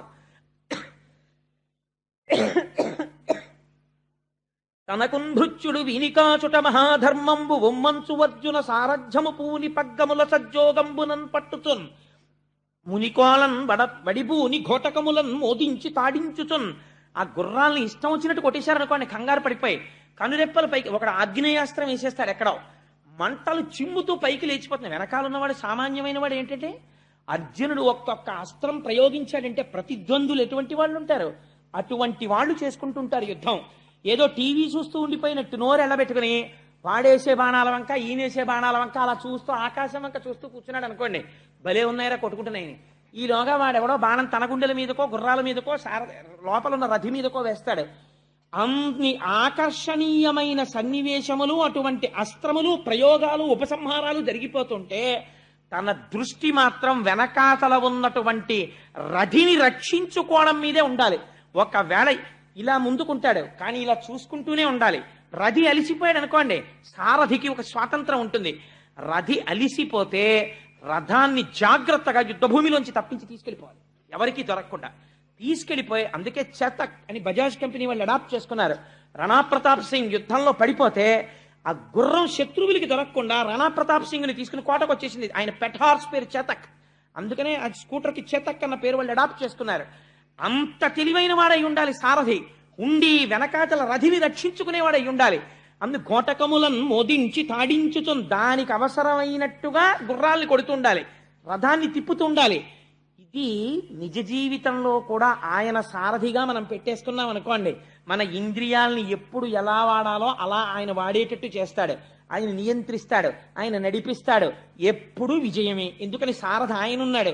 గోటకములను మోదించి తాడించుతూ ఏం చేస్తున్నట్ట?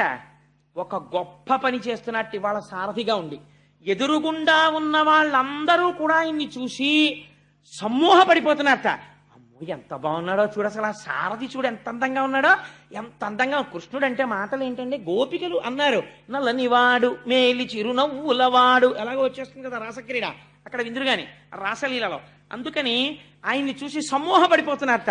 అటువంటి రూపం చూపించి శత్రువుల్ని కూడా వంచేశాడు. అటువంటి స్వామి ఉన్నాడే, అర్జునుడు రక్షింపబడ్డాడంటే ఆయనే కారణం.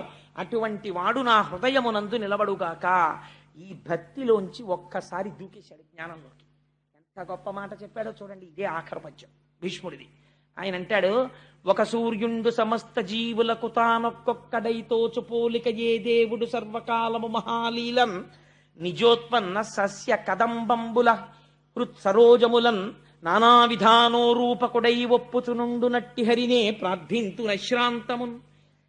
ఎటువంటి ఉపమానం వేశాడో చూడండి. ఒక సూర్యుండు సమస్త జీవులకు తానొక్కొక్కడైతోచు పోలిక ఏ దేవుడు సర్వకాలము మహాలీలన్.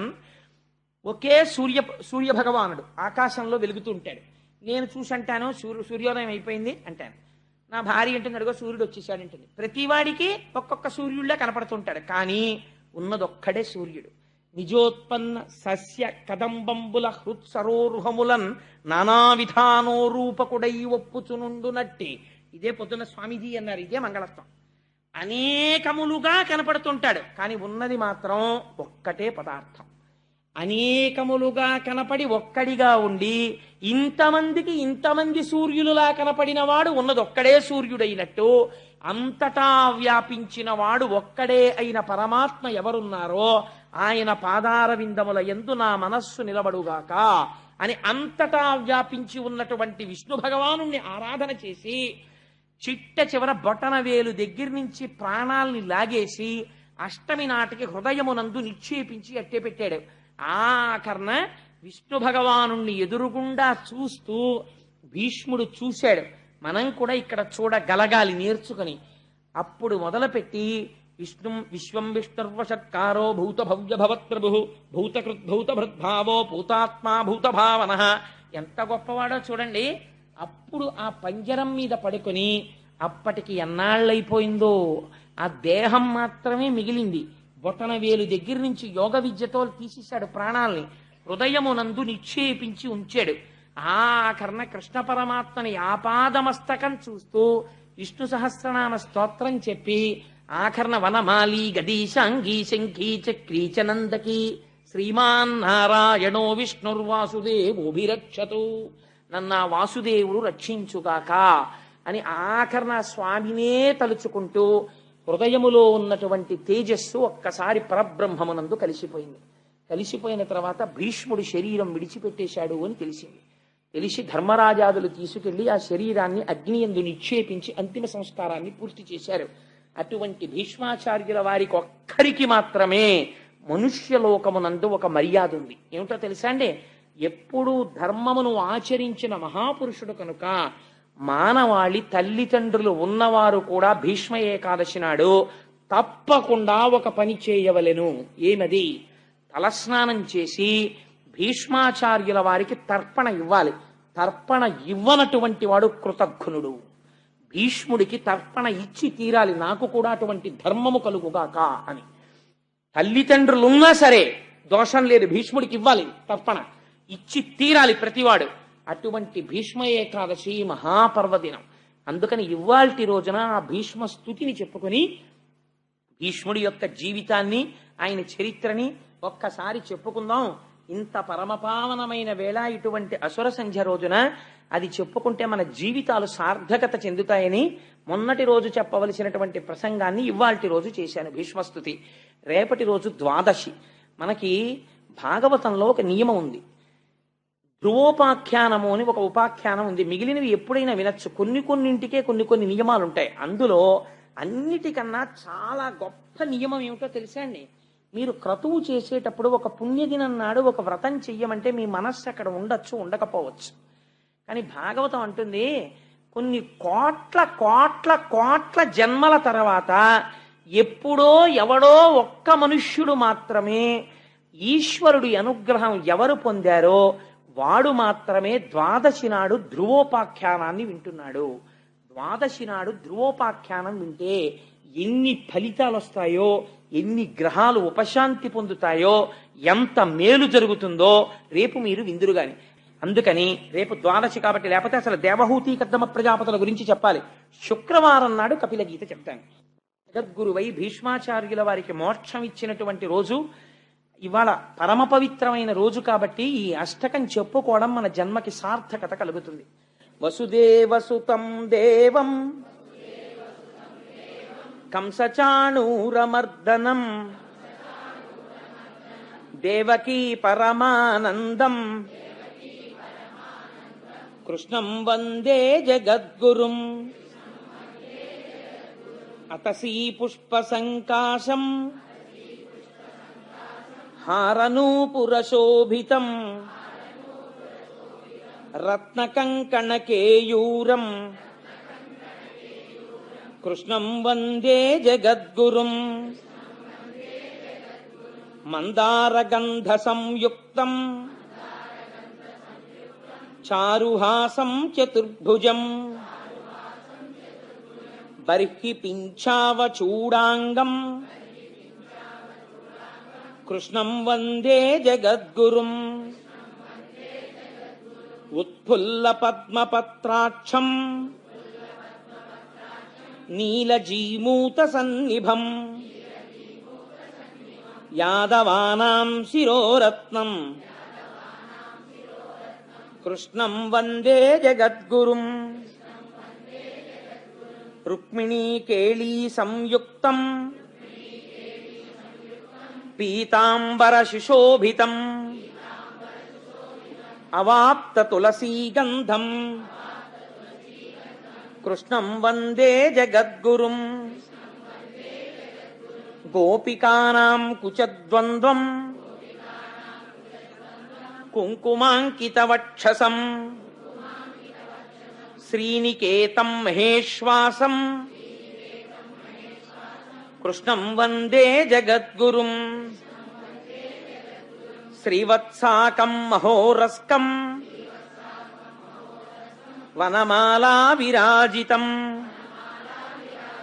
శంఖచక్రధరం దేవం కృష్ణం వందే జగద్గురుం కృష్ణాష్టకమిదం పుణ్యం ప్రాతరుత్థాయ యః పఠేత్ కోటి జన్మ కృతం పాపం స్మరణేన వినశ్యతి. సర్వం శ్రీ ఉమామహేశ్వర పరబ్రహ్మార్పణమస్తు. స్వస్తి.